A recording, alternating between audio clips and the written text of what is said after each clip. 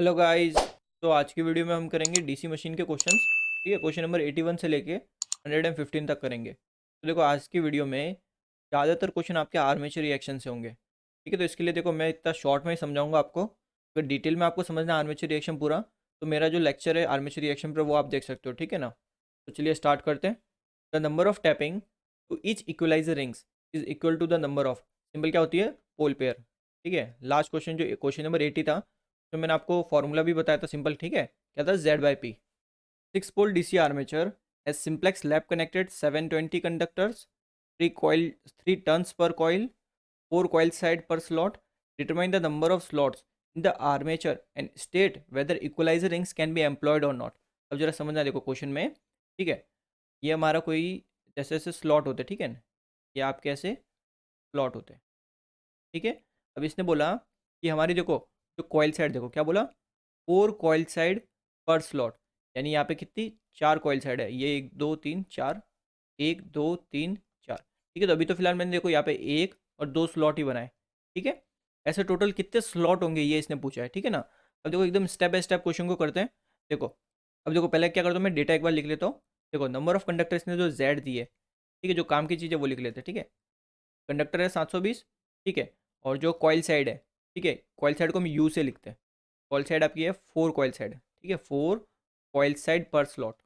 और इसने बोला है कि एक कॉइल, ठीक है, 1 कॉइल, कितने टर्न है इसमें, 3 टर्न है एक कॉइल में। ठीक है, इसने बोला 3 टर्न पर कॉइल। क्लियर है। और जो नंबर ऑफ पोल्स है, ठीक है, मशीन के जो पोल्स हैं वो 6 पोल है। ठीक है, ये काम का डेटा है।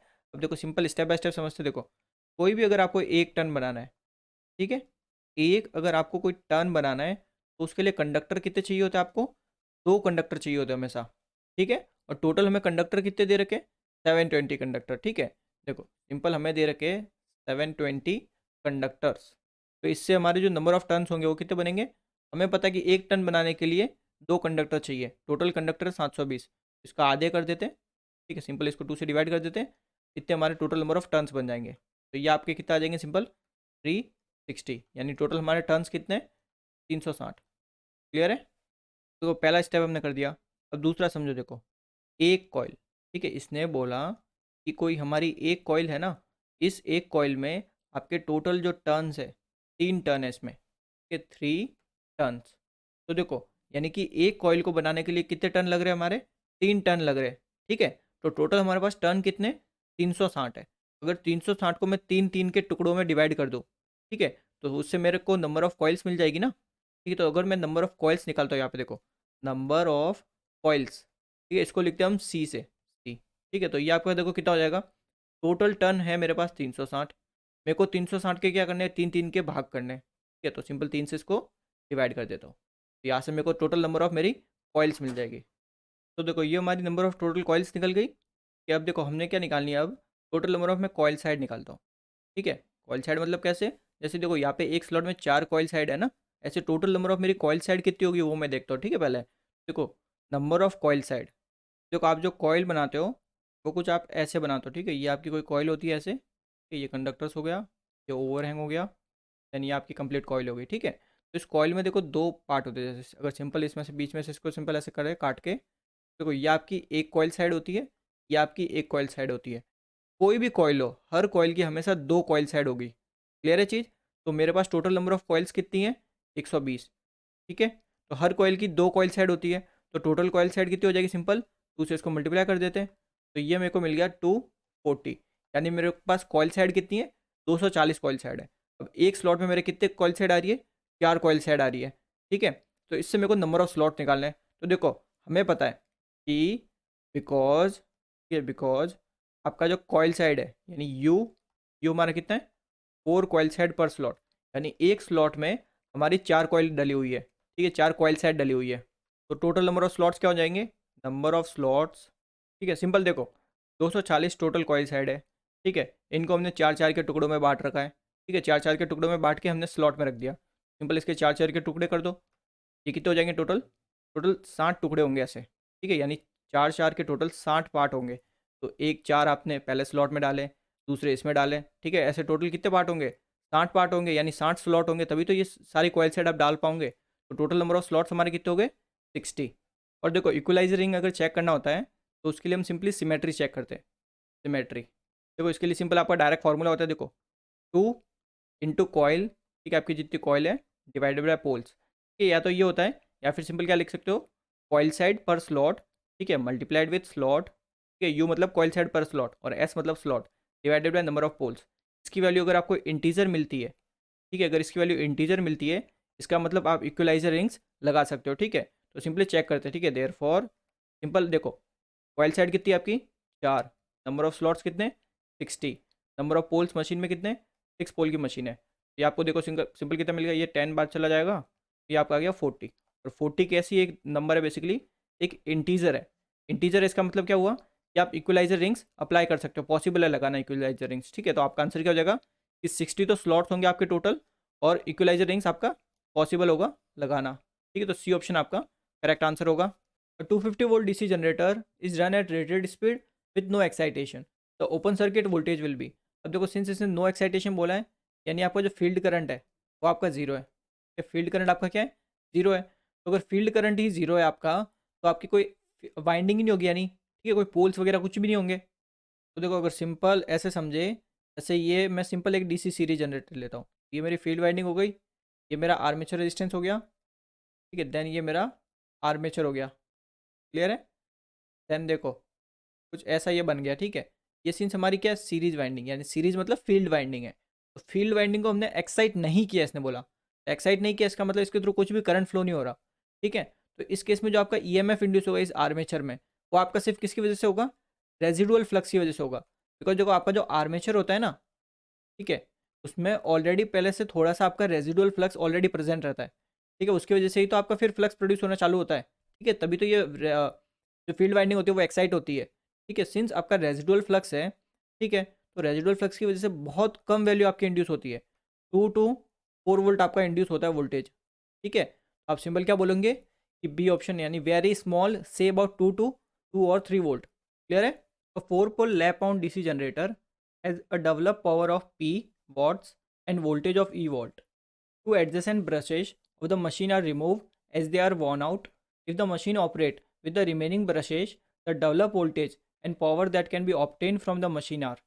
अब देखो सिंस हमारे लैप पाउंड इसने बोला है ना, ठीक है, तो लैप पाउंड में कुछ चीज़ें हमें ऑलरेडी पता है, ठीक है ना, जैसे क्या क्या कि आपके जो नंबर ऑफ पैरेलल पाथ होते हैं वो पोल्स के बराबर होते हैं, ठीक है। तो इस हिसाब से हमारे 4 पाथ हो गए, ठीक है।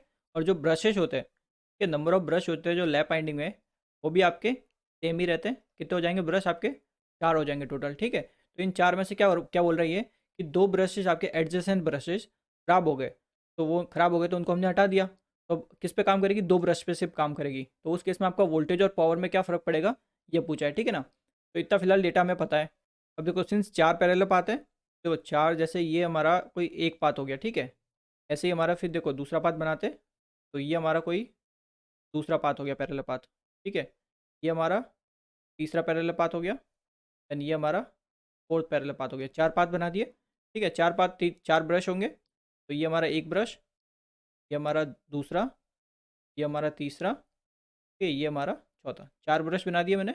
अब देखो जो ब्रश में जो पॉलरिटी होगी, ठीक है, ये प्लस ये भी प्लस, ठीक है, ये नेगेटिव ये नेगेटिव, ठीक है, ऐसे रहेंगी पॉलरिटी। अब देखो इसने क्या बोला कि 2 एडजेसेंट ब्रश, एडजेसेंट मतलब जैसे ये वाला एक ब्रश, ठीक है, और इसके जस्ट आगे वाला जो ब्रश है, ठीक है, इनको हमने रिमूव कर दिया, ख़राब हो गया इसलिए, तो इस वजह से वोल्टेज और उन पर क्या फ़र्क पड़ेगा ये बताना है, ठीक है ना।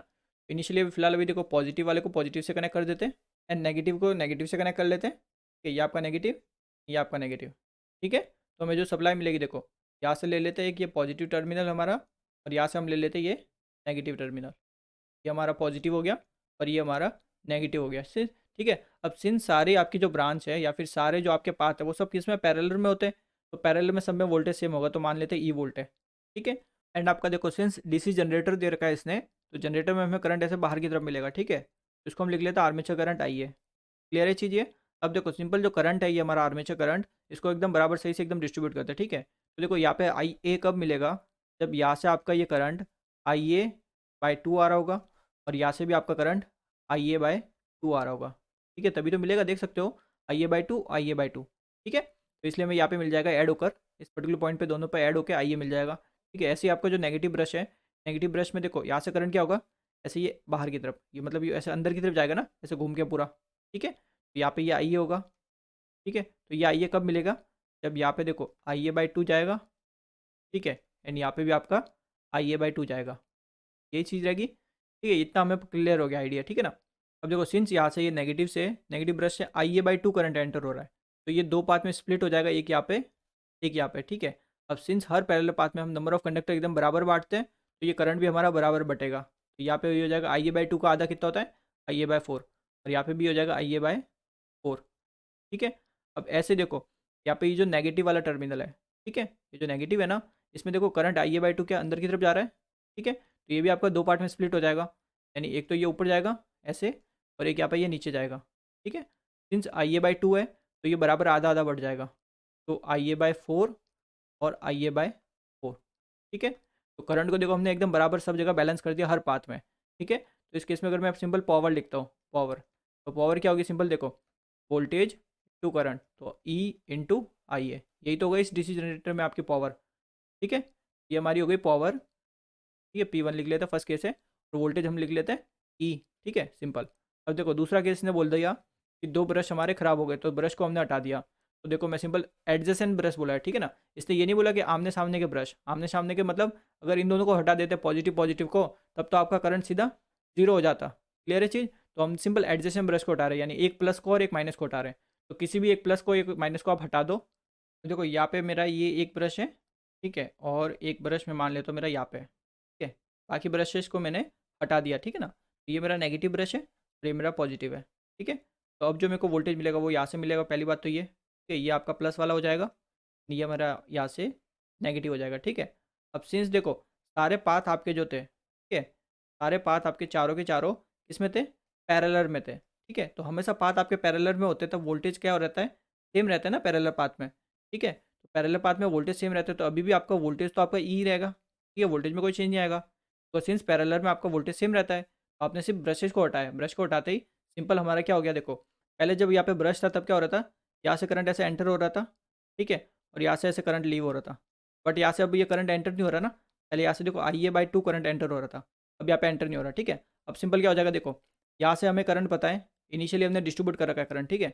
यहाँ से हमारा क्या आ रहा है, आई ए बाय फोर, यानी इस एक पाथ में आई ए बाय फोर करंट फ्लो हो रहा है, ठीक है। तो सिंपल ये ऐसे बाहर मिलेगा यहाँ तक, ठीक है, आई ए बाय फोर, ठीक है, ऐसे ये आई ए बाय फोर पूरा फ्लो होगा, क्लियर है। तो इस केस में जब आप पावर निकालोगे, तो पावर सिंपल क्या हो जाएगी, इसको लिख लेते हैं पी टू, ठीक है, वोल्टेज इंटू करंट, वोल्टेज हमारा सेम ही है वोल्टेज ई, ठीक है, और करंट हमारा हो गया आई ए बाय फोर, ठीक है। तो हमें पता है कि ई इंटू आई ए, ये तो हमारा क्या है, जो फर्स्ट केस में जो पावर मिली थी, देखो इस केस में हमारी जो पावर है वो क्या हो गई, P one divided by four, यानी पावर कितनी हो गई, वन फोर्थ हो गई, ठीक है। और वोल्टेज हमारा अभी भी सेम ही है, तो हम सिंपल क्या बोल दे सकते हैं कि आपका सी ऑप्शन करेक्ट आंसर हो जाएगा, यानी वोल्टेज तो हमारा सेम रहेगा बट पावर आपकी पी बाय फोर हो जाएगी, क्लियर है चीज़ ये।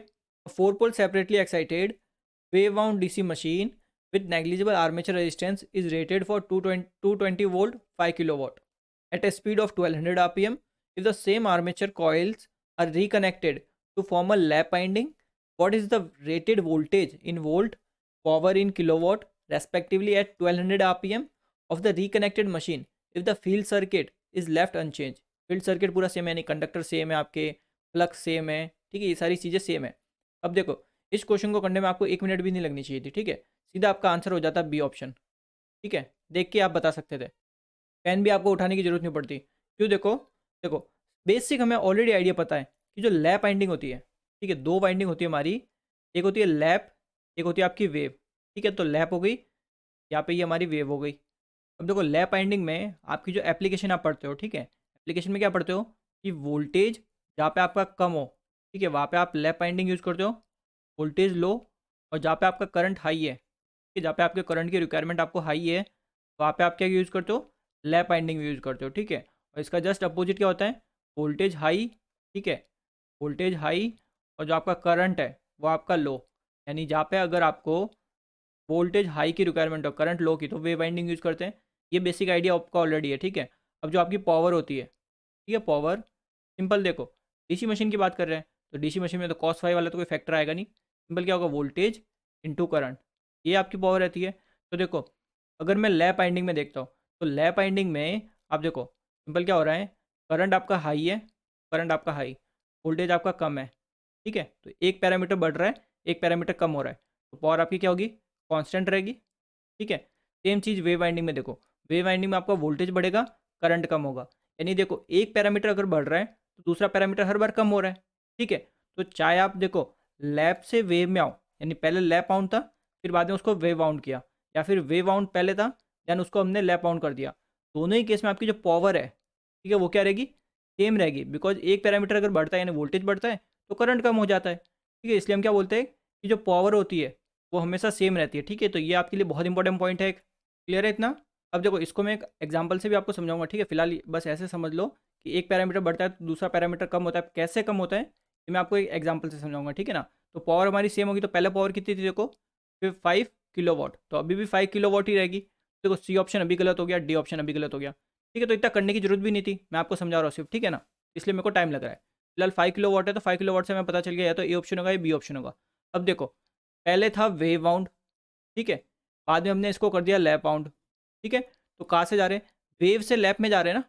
वेव में हमेशा वोल्टेज देखो ज़्यादा होता है, ठीक है, वेव में वोल्टेज ज़्यादा होता है, लैप में वोल्टेज कम होता है। तो वेव में अगर इसने 230 वोल्ट दिया है तो लैप में इससे वोल्टेज कम ही तो होगा, तो कम वाला ऑप्शन कौन सा है, 115। तो बी ऑप्शन आपका करेक्ट आंसर हो गया। ऐसे कर सकते हो, ठीक है। वरना सिंपल अगर अप्रोच देखोगे कि कैसे करेंगे, तो देखो जो आपका ईएमएफ होता है, ठीक है, ईएमएफ हम सिंपल इक्वेशन जो लिखते हैं, N phi P z divided by 60A, ठीक है। तो मैं ये पहले लिख लेता हूँ लैप पाउंड के लिए, तो लैप के लिए पैरेलल पाथ भी मेरे लैप वाले हो गए, ठीक है। अगर मैं सिंपल अगर वेव के लिए लिखता हूँ, ठीक है, वेव में जो ईएमएफ इंड्यूस होगा N phi P z divided by 60A, यहाँ पे मैं लिख लेता हूँ ये वेव के लिए पैरेलल पाथ है, ठीक है। तो अगर देखो देयरफॉर अगर मैं सिंपल इनका रेशियो निकालता हूँ, यानी देखो ई लैप, ठीक है, जो ईएमएफ लैप में होगा डिवाइडेड बाय जो मेरा वेव में होगा, ठीक है। ये केस ये रेशियो मैं ले रहा हूँ, ठीक है। इसमें मैं क्या अज्यूम करके चल रहा हूँ, नंबर ऑफ टर्न सेम है, फ्लक्स सेम है, पोल सेम है, ठीक है, नंबर ऑफ कंडक्टर भी सेम है, ठीक है। इसने बोल भी रखा है कि फील्ड सर्किट हमारा लेफ्ट अनचेंज, यानी फील्ड सर्किट में कुछ भी चेंज नहीं किया। स्पीड इसने दोनों में 1200 आरपीएम दे रखी है, पोल भी दोनों में 4 पोल ही है, ठीक है, ये सारी चीज़ें सेम है। तो यहाँ से सिंपल देखो मेरे को क्या मिल जाएगा, सिंपल देखो ये आपका हो जाएगा parallel path of wave winding divided by parallel path of lap winding, ठीक है। तो यहाँ से अगर देखो मैं सिंपल रिलेशन निकालता हूँ, सिंपल, ठीक है, रिलेशन अगर मैं निकालता हूँ ई लैप, ठीक है, जो लैप में मेरा ईएमएफ इंड्यूस होगा वो कितना होगा, देखो सिंपल ये हो जाएगा, देखो parallel path of wave winding divided by parallel path of lap winding into EMF in wave winding, ठीक है। ये मेरा क्या निकल गया, रिलेशन निकल गया। देखो अगर सिंपल आप लैप एंड पहले वेव था ना, वेव से लैप में जा रहे हैं तो लैप के लिए निकालना पड़ेगा ना। तो लैप के लिए देखो वेव में पाथ कितने होते हैं, हमेशा दो ही होते हैं parallel path, divided by lap में पाथ कितने होते हैं, जितने पोल होते हैं। पोल हमें 4 पोल दे रखी है मशीन, तो ये आपके 4 हो गए, ठीक है। इनटू वेव में ईएमएफ कितना दिया है, 230 वोल्ट, ठीक है, तो ये आपका 230। क्लियर है। तो यहाँ से देखो सिंपल लैप में कितना वोल्टेज आ गया, देखो लैप वाइंडिंग में ये आपका आ जाएगा देखो 115 वोल्ट, ठीक है। या तो आप ऐसे वैल्यू निकालो, ठीक है, वैल्यू निकालने की भी जरूरत नहीं पड़नी चाहिए थी आपको, बिकॉज हमें पता है कि लैप में हमेशा वोल्टेज कम होता है, तो वेव में जो वोल्टेज दिया उससे कम वैल्यू ही होगी लैप की। क्लियर है, तो उससे बी ऑप्शन आपका करेक्ट आंसर हो गया। अब देखो एक एग्जांपल समझते हैं कि पावर कैसे सेम होती है, ठीक है ना, कुछ इंपॉर्टेंट रिलेशन निकलते हैं वो देख लेते हैं, ठीक है ना। आप इसको स्किप कर सकते हो अगर आपको नहीं, आपको ऑलरेडी पता है अगर रिलेशंस वगैरह सारे, ठीक है। देखो एक एग्जांपल लेते हैं, ठीक है, मान लेते हैं कि आपकी कोई मशीन है जिसमें नंबर ऑफ पोल्स है वो है 4 पोल, ठीक है, और नंबर ऑफ कंडक्टर जो है वो है 8, ठीक है, 8 नंबर ऑफ कंडक्टर है। जो आपका ईएमएफ इंड्यूस हो रहा है, ईएमएफ इंड्यूस पर कंडक्टर, यानी एक कंडक्टर में ईएमएफ इंड्यूस हो रहा है आपका 1 वोल्ट, यहाँ तक, ठीक है। ये बेसिक सारी चीज़ें हमें डेटा है, ठीक है, हमारे पास। अब देखो मैं क्या करता हूँ, पहले इसको लैप बाउंड करता हूँ, ठीक है। तो देखो लैप, ठीक है, लैप बाउंड, तो लैप में हमारा देखो क्या रहता है कि जो आपके पैरेलल पाथ होते हैं वो पोल्स के बराबर होते हैं। तो A equals to P equals to 4, ठीक है, 4 पाथ होंगे। अब मैंने बता रखा है कि चाहे लैप हो या वेव वाइंडिंग हो, आपके आर्मेचर में जो कंडक्टर्स होते हैं वो हमेशा बराबर बांटे जाते हैं, कि आपके जो पाथ है ना उन वो पाथ आपके एकदम बराबर बांटे जाते हैं। पाथ में जो कंडक्टर्स होते हैं वो 8 कंडक्टर है, 4 पाथ है, तो एक पाथ में कितने कंडक्टर आएंगे आपके, दो दो कंडक्टर आएंगे। तो पाथ बनाते देखो पहले तो 4 पाथ बनेंगे, तो एक कंडक्टर हो गया, ये दूसरा कंडक्टर हो गया, ठीक है, एक पाथ हो गया पूरा मेरा, ये मेरा दूसरा पाथ, ठीक है।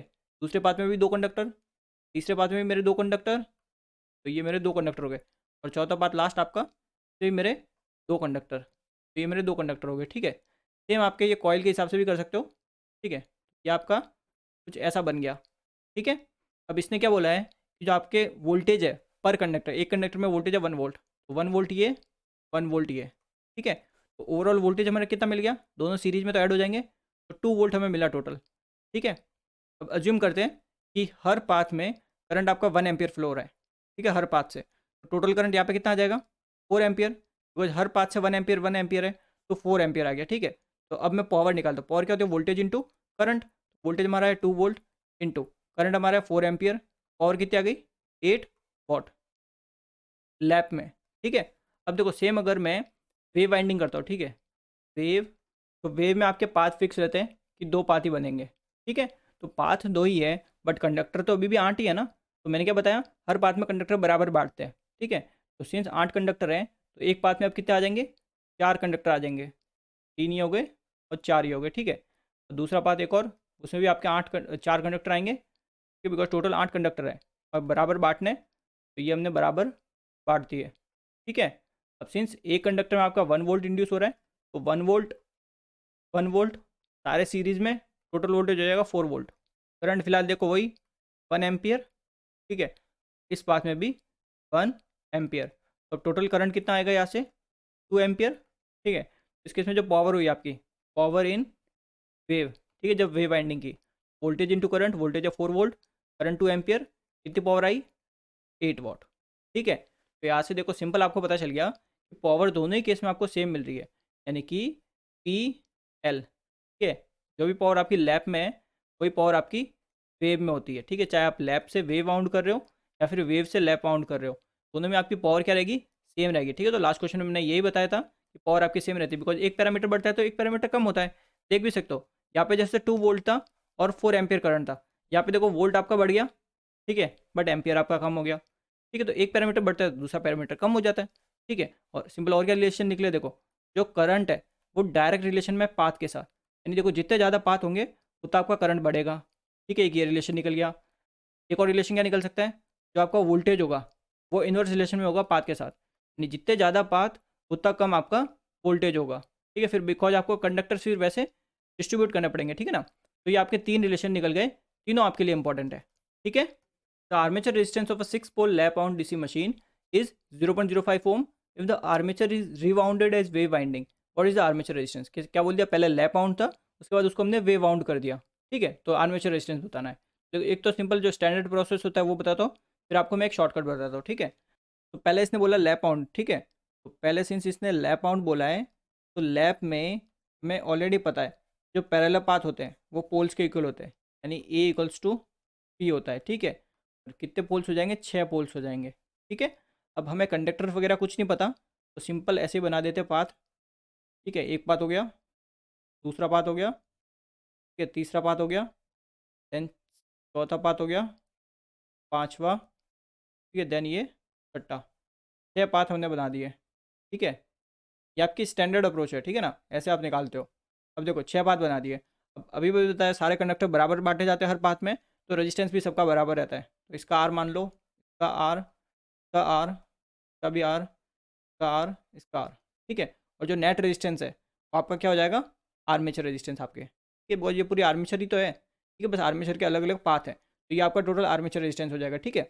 अब सिंस सारे रेजिस्टेंस सेम है, ठीक है, और पैरेलल में भी कनेक्टेड है, तो सिंपल पैरेलल में जब सारे रेजिस्टेंस सेम होते हैं तो सिंपल कैसे निकाल देते हैं, तो क्या हो जाएगा, आर डिवाइडेड बाय आपके जितने पाथ है, ठीक है। पाथ मतलब कितने, 6 पाथ है ना, तो ये आपका 6 हो गया, ठीक है। ऐसे तो निकालते हैं पैरेलल में, पैरेलल में सेम रेजिस्टेंस कनेक्टेड होते हैं तो क्या होता है, जितने पाथ होते हैं उससे एन की वैल्यू से डिवाइड कर देते हैं, ठीक है। मतलब ऐसे पैरेलल में होते हैं तो आर बाय एन निकलते हैं ना, ठीक है। अगर सेम रेजिस्टेंस होता है तो वही किया यहाँ पे। तो ये जो रेजिस्टेंस है आर है, कितना दे रखा है, लैब के केस में 0.05, तो 0.05, ठीक है। ये आपका हो गया R/6। तो यहाँ से मैं अगर एक पाथ का रेजिस्टेंस निकालता हूँ, एक पाथ का रेजिस्टेंस आएगा 6 इंटू 0.05, तो ये मेरा आ जाएगा 0.3 ओम, यहाँ तक ठीक है। मैंने फिलहाल सिर्फ एक पाथ का रेजिस्टेंस निकाला है, ठीक है।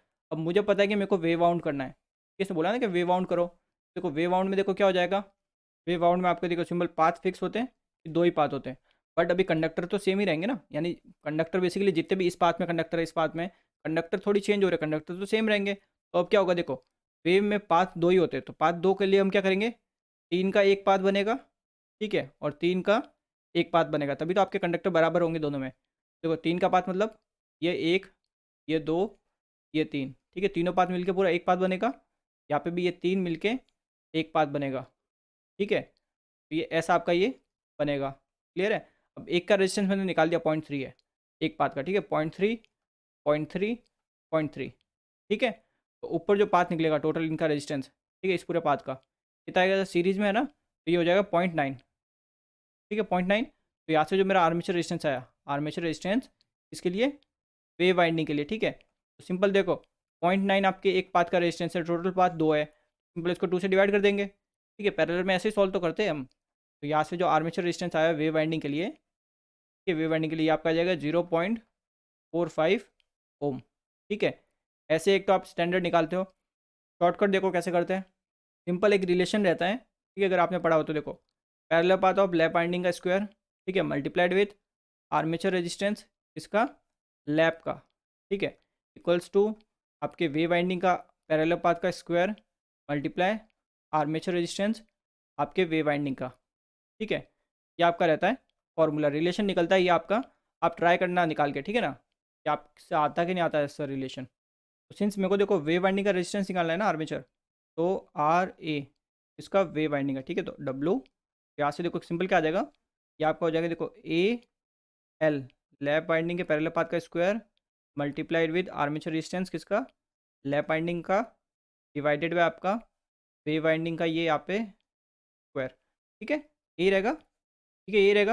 अब देखो मेरे को सिंपल ये रेजिस्टेंस निकालता है, सारी वैल्यू पुट करता हूँ। तो armature resistance of wave winding equals to lap के लिए पाथ कितने होते हैं, पोल्स के बराबर होते हैं, ठीक है। पोल्स कितने हैं, 6 पोल दे रखे इसने, ठीक है। सिंपल यहाँ पे क्या हो जाएगा 6 का स्क्वायर यानी कि 36, 36 into armature resistance lap winding का कितना दिया है 0.05 ओम, ठीक है। तो सिंपल ये हो जाएगा 0.05, ठीक है, डिवाइडेड बाय वेव वाइंडिंग में पैरेलल पाथ कितने होते हैं, 2 ही होते हैं फिक्स है, तो 2 का स्क्वायर 4, ठीक है। तो यहाँ से ये हमें कितना मिल जाएगा सिंपली 0.45 ओम, ठीक है। आप सिंपल इसी मेथड से करिएगा, ये फॉर्मूला याद रखेंगे, ठीक है। सिंपल कुछ भी नहीं है, देखो लैप के पैरेलल पाथ का स्क्वायर मल्टीप्लाई लैप का रेजिस्टेंस, ठीक है, इक्वल्स टू वेव के पैरेलल पाथ का square multiply armature resistance wave का, ठीक है। तो आपका ए ऑप्शन करेक्ट आंसर हो जाएगा, ठीक है। Lap आउंड armature winding fitted with a commutator and a pair of brushes on it is rotated at a speed of nr in a rotating magnetic field having p poles and rotating at a speed of nf, ठीक है। आपकी जो rotating magnetic field है यानी magnetic field rotate हो रही है nf speed से, और जो आपका कम्यूटेटर है वो किस स्पीड से रोटेट हो रहा है, बेसिकली nr स्पीड से, ठीक है। फिर क्या बोला, दोनों आपकी सेम डायरेक्शन में है, ठीक है। The frequency of induce voltage यानी फ्रीक्वेंसी क्या होगी इंड्यूस वोल्टेज की, ये पूछिए, ठीक है। तो देखो ये जैसे मान लेते हैं इस डायरेक्शन में, ठीक है, ऐसे रोटेट हो रही है आपकी मैग्नेटिक फील्ड, ठीक है। और इसी डायरेक्शन में हमारी क्या हो रही है, जो कम्यूटेटर है उसकी भी यही डायरेक्शन है रोटेट होने की, ठीक है। तो ये हो गई एन आर, ठीक है। सिंस एन एफ आपकी आगे ही होगी, ठीक है, बिकॉज मैग्नेटिक फील्ड है। सिंक्रोनस इंडक्शन मशीन में आप पढ़ते हो, ठीक है।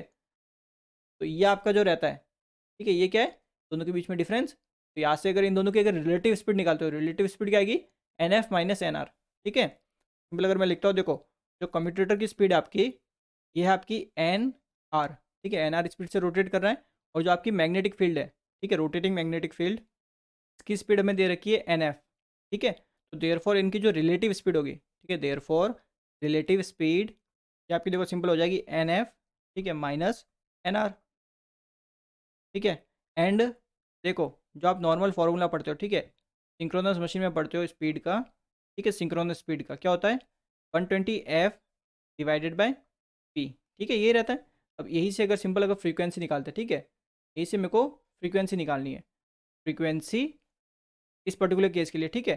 तो फ्रीक्वेंसी में देखो क्या हो जाएगा सिंपल, आपकी जो स्पीड होगी वो कौन सी स्पीड आएगी, रिलेटिव स्पीड आएगी, ठीक है। तो रिलेटिव स्पीड हमारी क्या है N F minus N R, ठीक है, ठीक है, multiplied with number of poles divided by आपका सिंपल ये आ जाएगा 120, ठीक है। तो ये आपका हो गया हर्ट्ज, यानी आपकी फ्रीक्वेंसी ये हो जाएगी, ठीक है। तो सिंपल क्या बोलेंगे, ये ऑप्शन आपका करेक्ट आंसर होगा। 4 pole DC generator is running at 1500 RPM, the frequency of current in the armature winding is, आपका जो आर्मेचर वाइंडिंग में जो करंट फ्लो होगा उसकी फ्रीक्वेंसी क्या होगी ये पूछिए, ठीक है ना। अब देखो जो क्वेश्चन है, क्वेश्चन में सिंस नंबर ऑफ पोल्स, ठीक है, यानी पी हमें कितने दे दिए 4 पोल दे दिए, ठीक है, और जो स्पीड दी आपके, ठीक है, जिस स्पीड से ये रोटेट कर रहा है, ठीक है, जनरेटर, ये मैं दे दिया 1500 आरपीएम, 1500 आरपीएम। ठीक है, अब मैंने ऑलरेडी एक फॉर्मूला लास्ट क्वेश्चन में आपको बताया, n इक्वल्स टू 120f/p। देखो सिंस मेरे को फ्रीक्वेंसी निकालनी है, तो फ्रीक्वेंसी क्या हो जाएगी, सिंपल देखो सारी वैल्यूज पुट करता हूँ। सिंपल स्पीड मेरी है 1500, ठीक है, मल्टीप्लाइड विद पोल्स मेरे है 4 डिवाइडेड बाय 120। ठीक है, तो ये आपका सिंपल आ जाएगा, फ्रीक्वेंसी देखो 50 हर्ट्ज, यानी कि आपका ये option correct answer. N 8 pole DC generator is a simple wave wound armature containing 32 coils of each 6 turn each। ठीक है, its flux per pole is 0.06 Weber। the machine is running at 250 rpm। the induced voltage या फिर induced armature voltage is, ठीक है, induced voltage बताना है। तो देखो जो हमारा ईएमएफ होता है, ठीक है, ईएमएफ जो इंड्यूस होता है ई, ठीक है, ईएमएफ इक्वेशन में पढ़ते हैं डीसी मशीन के लिए, सिंपल क्या होती है देखो, N pi P Z divided by 60A। ठीक है, ये हमारा होता है इंड्यूस ईएमएफ की। अब देखो जो डेटा क्या क्या दे रखे हैं, पहला तो इसने बोल रखा है कि हमारी है वेव वाइंडिंग, ठीक है, वेव वाउंड इसने कर रखा है, ठीक है ना। तो वेव वाउंड में हमें बेसिक पता है ऑलरेडी कि जो नंबर ऑफ पैरेलल पाथ होते हैं यानी ए की वैल्यू होती है 2। ठीक है, बाकी देखो क्वेश्चन में और क्या क्या बोल रखा है, पोल्स हमारे कितने, 8 पोल है, ठीक है, 8 पोल की मशीन है। और देखो जो फ्लक्स पर पोल है यानी 5, फ्लक्स पर पोल इसने दे रखा है 0.06 वेबर। ठीक है, और इसने जो स्पीड दी है यानी एन, एन इसने हमें दे दिया 250 आरपीएम। ठीक है, बस हमारे पास कंडक्टर की वैल्यू नहीं पता, ठीक है, कंडक्टर की वैल्यू मिलते ही ईएमएफ हमारा निकल जाएगा। अब देखो कोई भी कॉइल हो, ठीक है, कोई भी कॉइल, नॉर्मली देखो इस क्वेश्चन के अकॉर्डिंग अगर आप चलते हो, ठीक है, कोई एक कॉइल है, एक कॉइल है, ठीक है, इस क्वेश्चन ने बोला है कि एक कॉइल में टोटल आपके 6 टर्न है, इसमें बोला 6 टर्न ईच, यानी एक कॉइल में 6 टर्न है, तो 6 टर्न्स, ठीक है इतना। अब देखो अगर एक कॉइल में 6 टर्न है मेरे, तो 32 कॉइल में कितने होंगे, सिंपल 32 से इसको मल्टीप्लाई कर देंगे, ठीक है, 32 कॉइल्स, 32 कॉइल्स में मेरे जो टोटल टर्न्स होंगे वो हो जाएंगे देखो 32 इंटू 6। ठीक है, तो ये आपके आगे 6 to 12 यानी कि 192 टर्न्स। ठीक है, तो 192 टर्न्स मेरे पास है। अब देखो एक और चीज़ होती है सिंपल, जो एक टन होता है, अगर आपको एक टन बनाना है तो एक टन को बनाने के लिए कितने कंडक्टर चाहिए होते, 2 कंडक्टर चाहिए होते हैं, 2 कंडक्टर।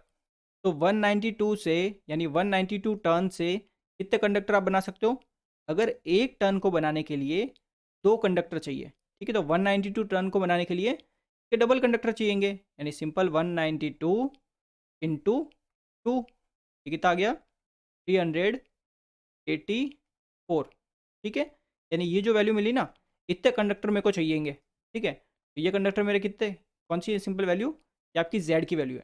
ठीक है, तो जेड की वैल्यू मिल गई मेरे को। अब मेरे को निकालना है ईएमएफ इंड्यूस, तो सिंपल सारी वैल्यूज रखता हूँ। देखो EMF E equals to, speed मेरी है 250 आरपीएम, तो 250 इंटू फ्लक्स पर और पोल है 0.06 इंटू पोल्स मेरे है 8, ठीक है, इंटू कंडक्टर मेरे है 384। ठीक है, डिवाइडेड बाय सिंपल 60A। ठीक है, तो ये 60 हो गया, देन ए वेव वाइंडिंग है तो ए की वैल्यू हो गई 2। ठीक है, तो सिंपल सॉल्व करेंगे तो आपको जो ईएमएफ इंड्यूस आएगा क्या आ जाएगा 384 वोल्ट। क्लियर है, यानी कि आपका सी ऑप्शन करेक्ट आंसर होगा। क्लियर, अगला क्वेश्चन देखते हैं। The EMF induce in a conductor of machine driven at 600 RPM, the peak value of flux density 1 weber per metre square, diameter of machine is 2 metre and length of the machine is 0.3 metre. Clear है, क्या पूछा, EMF induce पूछा है ना। अब देखो flux density दी है इसने, ठीक है ना, ये भी चीज़ याद रखना। देखो डेटा क्या क्या दिया वो एक बार नोट कर लेता हूँ। तो स्पीड हमें इसने दी है, speed N equals to 600 RPM. ठीक है, और जो इसने फ्लक्स डेंसिटी दी है यानी कि बी, बी होता है फ्लक्स डेंसिटी, ये इसने दी है 1 weber per metre square, 1 weber per metre square. ठीक है, और जो इसने मशीन का डायमीटर दिया है, डायमीटर यानी डी, ठीक है, ये हमें दे दिया 2 मीटर। ठीक है, और जो लेंथ दी है इसने कि आपके मशीन की जो लेंथ है ये आपकी 0.3 मीटर। यहाँ तक ठीक है आपका, ये सारा डेटा इसने दे रखा है मेरे को। अब देखो सिंस आर्मेचर में ईएमएफ जो इंड्यूस होगा या फिर कंडक्टर में जो ईएमएफ इंड्यूस होगा वही तो निकालना है। सिंपल ईएमएफ के लिए हम क्या लिखते हैं, E equals to N phi P Z divided by 60A। अब देखो सिंस हमें फ्लक्स नहीं पता, ठीक है, फ्लक्स पर पोल नहीं पता ना, बट फ्लक्स डेंसिटी पता है। तो देखो हमें पता है जो फ्लक्स डेंसिटी होती है, फ्लक्स डेंसिटी ये आपकी होती है फ्लक्स पर यूनिट एरिया, ठीक है। फ्लक्स पर यूनिट एरिया ये तो होता है। ये तो फ्लक्स हमें कितना दिया इसने, 1 वेबर, तो 1 = फ्लक्स डिवाइडेड बाय एरिया मेरे को निकालना पड़ेगा, ठीक है। अब देखो जो भी मशीन होती है, ठीक है, कोई भी कंडक्टर हो, ये जो मशीन होती है उसका शेप कैसा रहता है, सिंपल एकदम ऐसे सिलेंड्रिकल टाइप में उसका ये रोटर रहता है, ठीक है, ऐसे ही रहता है। इसमें ये जो पोर्शन होगा ये पूरा क्या हो गया आपका, एरिया हो गया, ठीक है, एरिया। ये क्या एकदम सिलेंड्रिकल शेप में रहता है, तो सिलेंड्रिकल शेप का जो एरिया होता है वो होता है 2πr/h, 2πr/h, ठीक है। आर आपकी क्या होती है, रेडियस, ठीक है। एच आपकी ये वाली डिस्टेंस, ठीक है, ये पूरी आपकी एच है, एच, ठीक है। और ये आपके इसका हो जाएगा पूरा डायमीटर, और इसका आधा हो जाएगा रेडियस, ठीक है, सिंपल क्लियर है। और एच और कुछ नहीं, ये आपकी लेंथ ही है, ठीक है। तो अगर मेरे को एरिया यहाँ पे निकालना है तो सिंपल निकाल सकता हूँ ना, 2πr/h, ठीक है। फ्लक्स निकालना है, फ्लक्स मेरा हो जाएगा सिंपल ही आपसे, ये हो जाएगा 2πr/h, ठीक है। तो ये मेरा आ जाएगा देखो 2π मल्टीप्लाई रेडियस कितनी हो जाएगी, डायमीटर मेरे को दे रखा है 2, ठीक है, तो इसका आधा हो जाएगा रेडियस यानी कि 1, तो मेरी रेडियस मेरी आ गई 1। हाइट यानी कि सिंपल लेंथ, लेंथ कितनी दी है 0.3, तो ये आपका आ गया 0.3, ठीक है। तो यहाँ से जो मेरे को फ्लक्स मिलेगा सिंपल, फ्लक्स कितना आ जाएगा देखो ये आपका आ जाएगा 0.6 पाई, ठीक है, 0.6 पाई वेबर, ठीक है। फ्लक्स मिल गया। ईएमएफ निकालना है, ठीक है।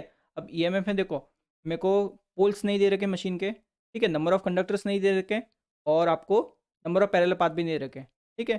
तो अगर ये सारी चीज़ें नहीं दे रखी तो इनको फिलहाल सिंपल इस फॉर्मूले से हटा दो। फिर क्या क्या बचेगा देखो, एन पाई डिवाइडेड बाय 60, ठीक है, बाकी सारी चीज़ें हमने हटा दी। अब देखो स्पीड हमें दे रखी है 600 RPM, फ्लक्स हमने निकाल दिया 0.6 पाई, ठीक है, डिवाइडेड बाय 60, क्लियर है। ये आपका देखो 0 से 0 कैंसिल, ये आपका आ जाएगा यहाँ पे 10, ठीक है, तो सिंपल मिल गया 6 पाई, ठीक है।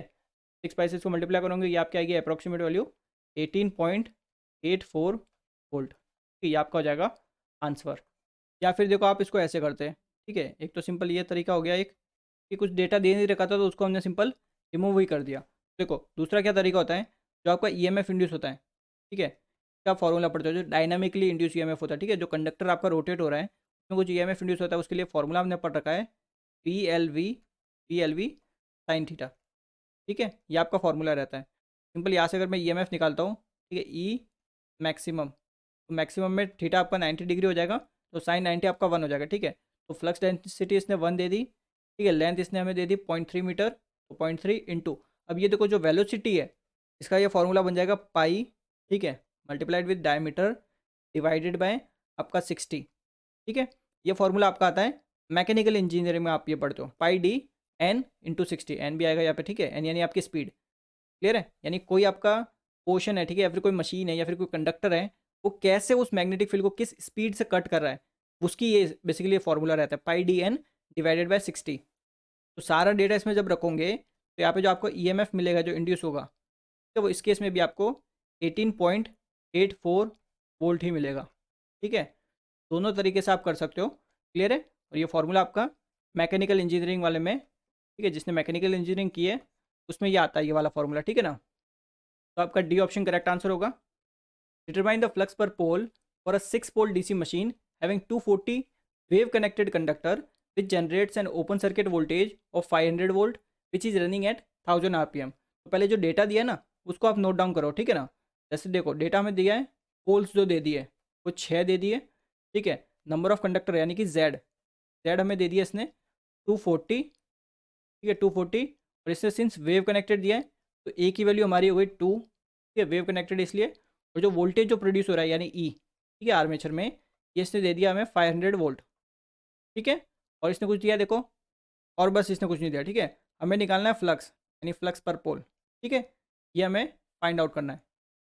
और देखो जो ईएमएफ का फॉर्मूला होता है, ठीक है, N pi P Z divided by 60A। Since flux निकालना है तो यहाँ से देखो फ्लक्स क्या हो जाएगा, ई ए के इंटू 60 डिवाइडेड बाय आपकी ये हो जाएगी स्पीड इंटू पोल इंटू आपका जेड, ठीक है। सारी वैल्यूज पुट करता हूँ, देखो ये आ गया 500, ठीक है, ये आपका आ गया 2, ये आपका आ गया 60 डिवाइडेड बाय सिंपल देखो स्पीड कितनी दे रखी है, स्पीड इसने 1000 RPM दिया, ठीक है, 1000 RPM।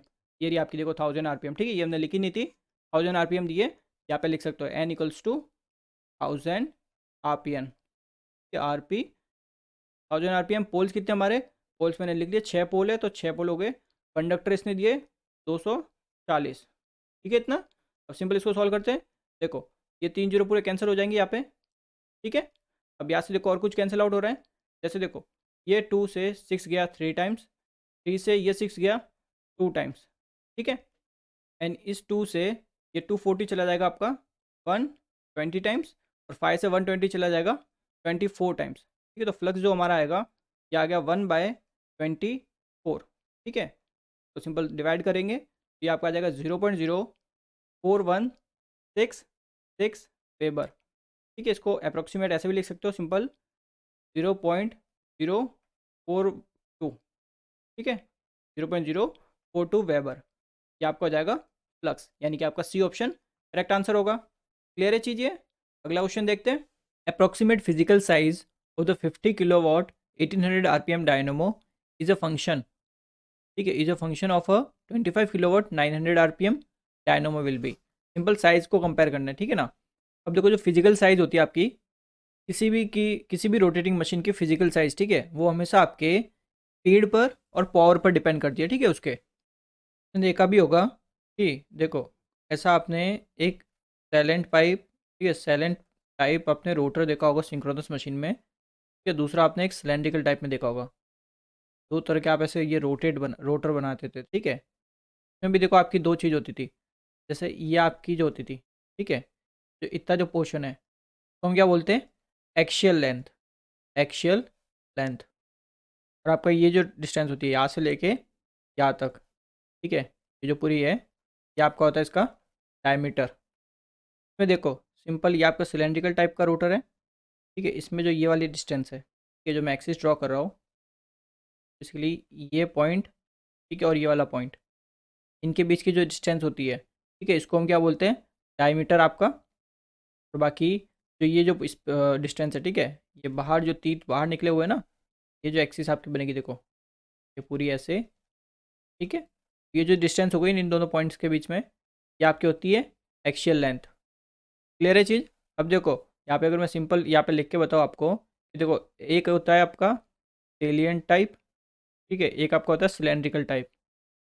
अब देखो दोनों में क्या रहता है, सिंपल देखो ये होगी एक्शियल लेंथ, ये आपकी हो गई डायमीटर, ये आपकी हो गई स्पीड, ठीक है। अब देखो सेलेंट टाइप में आपकी एक्शियल लेंथ क्या होती है, कम होती है, ठीक है, तो ये आपकी हो गई लेस, ठीक है। डायमीटर ज़्यादा होता है तो ये आपका हो गया मोर। अब हमें भी पता है सेलेंट टाइप किस लिए यूज़ करते हैं, लो स्पीड के लिए, यानी स्पीड इनकी कम होती है, ठीक है ना। ये चीज़ स्पीड कम कम होती है, इस वजह से इसका देखो मैकेनिकल इसकी जो बैलेंस होती है वो भी अच्छी होती है, इसलिए इसको हाइड्रो पावर प्लांट में यूज़ करते हैं, ठीक है ना। सिलेंड्रिकल में देखो आपकी एक्शियल लेंथ ज़्यादा होती है तो मोर हो गया, एक्शियल लेंथ मोर, ठीक है। डायमीटर उसका कम होता है, डायमीटर लेस, और स्पीड इसकी हाई होती है। देख भी सकते हो सिलेंड्रिकल को हम 1500 से लेके 3000 RPM तक यूज़ करते हैं, ठीक है। थर्मल पावर प्लांट वगैरह सब में आपका सिलेंड्रिकल यूज होता है। ये चीज़ आपका क्लियर है। ये रोटर देखो आपका कुछ ऐसे होता है, ठीक है ना। सिलेंड्रिकल मतलब ऐसे ये पूरा पीछे तक होता है, ये कुछ ऐसा आपका ये रोटर होता है। तो रोटर की देखो ये तो आपकी ऐसे सिंपल लेंथ हो जाएगी L, और ये इसका ये डायमीटर हो जाएगा, डायमीटर, ठीक है। ये आपका रोटर क्या होता है, सिंपल रोटेट करता है, ठीक है ना। अब देखो कोई भी चीज़ अगर सर्कुलर मोशन में रोटेट होती है, ठीक है, जैसे आपने अगर कुछ ऐसा देख रखा हो, ठीक है, एक झूला देखा होगा आपने, ठीक है, जैसे ये आपका एक फेरी व्हील होता है ना, ठीक है, कुछ ऐसा आपका होता है फेरी व्हील, ठीक है। अब देखो इसमें क्या रहता है, यहाँ पे ये बैठने के लिए ऐसे ये ब्लॉक्स बन रखे होते हैं, ठीक है, जिनमें हम बैठते हैं, क्लियर है। और ये आपका झूला ऐसे घूमता है, क्लियर है। और देखो कोई भी चीज़ सर्कुलर मोशन में घूमती है ना, तो वहाँ पे उस पर्टिकुलर पोर्शन पे बाहर की तरफ एक फोर्स लगता है, ठीक है, जिसको हम बोलते हैं सेंट्रीफ्यूगल फोर्स, ठीक है। अगर देखो इस फोर्स को बैलेंस करने के लिए एक इसके अपोजिट में भी एक फोर्स लगता है नीचे की तरफ ऐसे, ठीक है। ये दोनों फोर्स जब बराबर होते हैं ना, तब यहाँ पे ये बैलेंस रहती है जगह, ठीक है। वरना ये जो ब्लॉक है ना, ये ब्लॉक पूरा उखड़ के निकल जाएगा अगर सेंट्रीफ्यूगल फोर्स बहुत ज़्यादा होगा, ठीक है। और जो सेंट्रीफ्यूगल फोर्स होता है FC, ये आपका सिंपली देखो इसका फॉर्मूला होता है mv² डिवाइडेड बाय आपकी रेडियस, ठीक है। तो सिंस देखो जितनी स्पीड ज़्यादा होगी उतना ज़्यादा सेंट्रीफ्यूगल फोर्स होगा, तो इसलिए हम सिलेंड्रिकल में क्या करते हैं, सिंस इसकी स्पीड बहुत ज़्यादा होती है तो उसके लिए हम क्या कर देते हैं कि डायमीटर को कम कर देते हैं, यानी ये सर्कल थोड़ा छोटा बना देते हैं, जिससे जो अंदर की तरफ फोर्स है वो आपका ज़्यादा होगा, ठीक है, जिससे अंदर वाला फोर्स और बाहर वाला फोर्स बैलेंस आउट हो जाएगा। और बैलेंस आउट होगा तो सिंपल यहाँ पे तो ये ब्लॉक है, ठीक है, अपने सिंपल ये मशीन में क्या होंगे, कंडक्टर्स होंगे, कंडक्टर बाहर नहीं शिफ्ट होंगे, ठीक है, कंटिन्यू मतलब अपनी पोजीशन पे रहेंगे, पैक रहेंगे, ठीक है। तो ये तो हमारा सिंपल एक रीज़न हो गया, ठीक है। यहाँ से एक चीज़ समझ गए कि सिंपल एक का अगर डायमीटर ज़्यादा है तो उसकी स्पीड कम होगी, डायमीटर कम है तो उसकी स्पीड ज़्यादा होगी, ठीक है ना। तो अगर सिंपल देखो इस क्वेश्चन में हमें दो मशीन दे रखी है ना, ठीक है, दो डायनोमो दे रखे हैं। तो पहली जो डायनोमो है, डायनोमो बेसिकली पहला जो सबसे पहला जनरेटर था ना, उसी को हम डायनोमो बोलते थे, ठीक है ना। पहली मशीन जो दी इसने देखो पावर दे दी 50 किलोवाट, ठीक है, और स्पीड इसने दे दी 1800 आरपीएम, 1800 आरपीएम, ठीक है। अब देखो दूसरी जो मशीन दी है हमने M2 इसने दी है कि इसने पावर दे दी है 25 किलोवाट और आरपीएम दिए 900। अब देखो जो फर्स्ट मशीन है, फर्स्ट मशीन की स्पीड ज़्यादा है ना, ठीक है, और स्पीड ज़्यादा है तो इसकी लेंथ क्या होगी, ज़्यादा होगी। तो देखो सिंपल मैं लिख लेता हूँ लेंथ ज़्यादा, लेंथ ज़्यादा और डायमीटर क्या होगा इसका, कम होगा, तो डायमीटर मेरा कम हो गया, ठीक है। और जब ये दूसरी मशीन है इसमें देखो स्पीड कम दी है इसने, अगर स्पीड कम है तो सिंपल हम क्या बोलेंगे कि आपकी जो लेंथ होगी या फिर एल वो होगी कम और डायमीटर हमारा क्या होगा, ज़्यादा, ठीक है। देखो एक फैक्टर इंक्रीज हो रहा है तो दूसरा फैक्टर कम हो रहा है, ठीक है। जैसे M1 में अगर लेंथ ज़्यादा है तो डायमीटर कम है, M2 में अगर लेंथ कम है तो डायमीटर ज़्यादा है, ठीक है। तो यहाँ पे सिंपल इनमें देख के बता सकते हो, एक अगर पैरामीटर बढ़ रहा है तो दूसरा पैरामीटर क्या हो रहा है, कम हो रहा है, ठीक है। तो दोनों मशीन की फिजिकल साइज में कोई भी चेंज नहीं होने वाला, बिकॉज अगर एक में एक चीज़ बढ़ रही है तो दूसरी चीज़ कम हो रही है ना, क्लियर है चीज़। तो एट द एंड जो फिजिकल साइज रहेगी दोनों की वो सेम ही रहेगी, ठीक है। तो उसके अकॉर्डिंग आपका सिंपल आंसर क्या हो जाएगा, ये ऑप्शन आपका करेक्ट आंसर हो जाएगा, क्लियर है, बिकॉज फिजिकल साइज आपकी सेम रहेगी।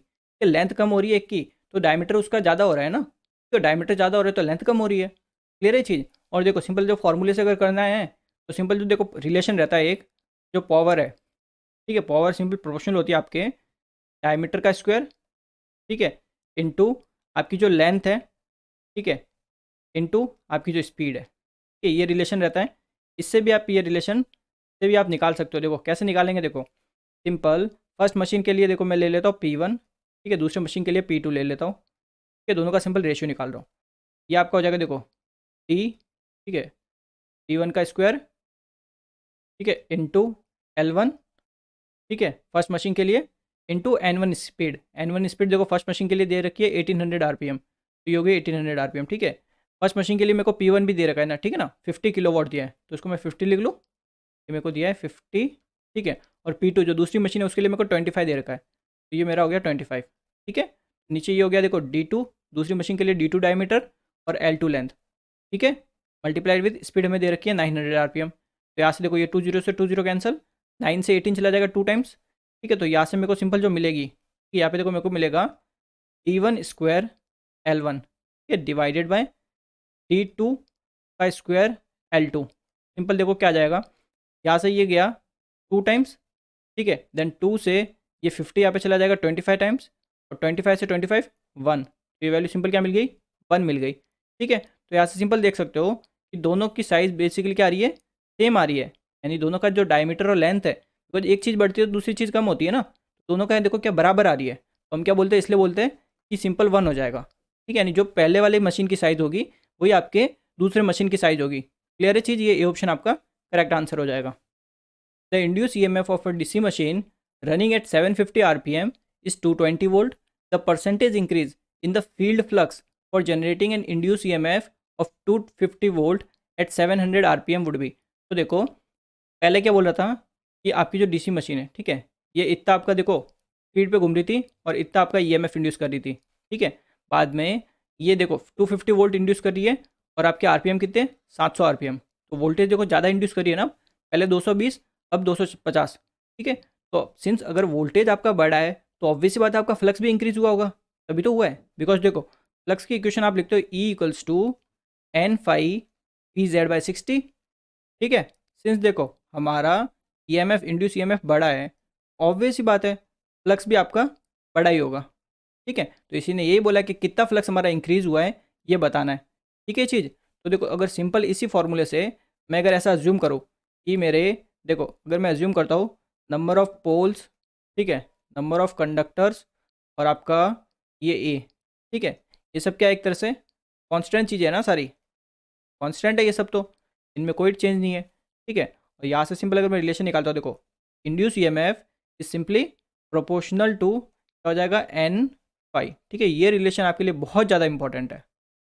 अब देखो पहले हमारी थी 750 आरपीएम, ठीक है, पहले यही तो स्पीड थी 750 आरपीएम। के बाद हमें इसने बोल दिया स्पीड कितनी हो गई 700 आरपीएम, तो इसको बोल देते हैं 700 आरपीएम, ठीक है। पहले हमारा ईएमएफ इंड्यूस हो रहा था 220 वोल्ट, ठीक है। अब जो ईएमएफ इंड्यूस हो रहा है ये हमारा हो रहा है 250 वोल्ट, ठीक है, 250 वोल्ट, यहाँ तक ठीक है।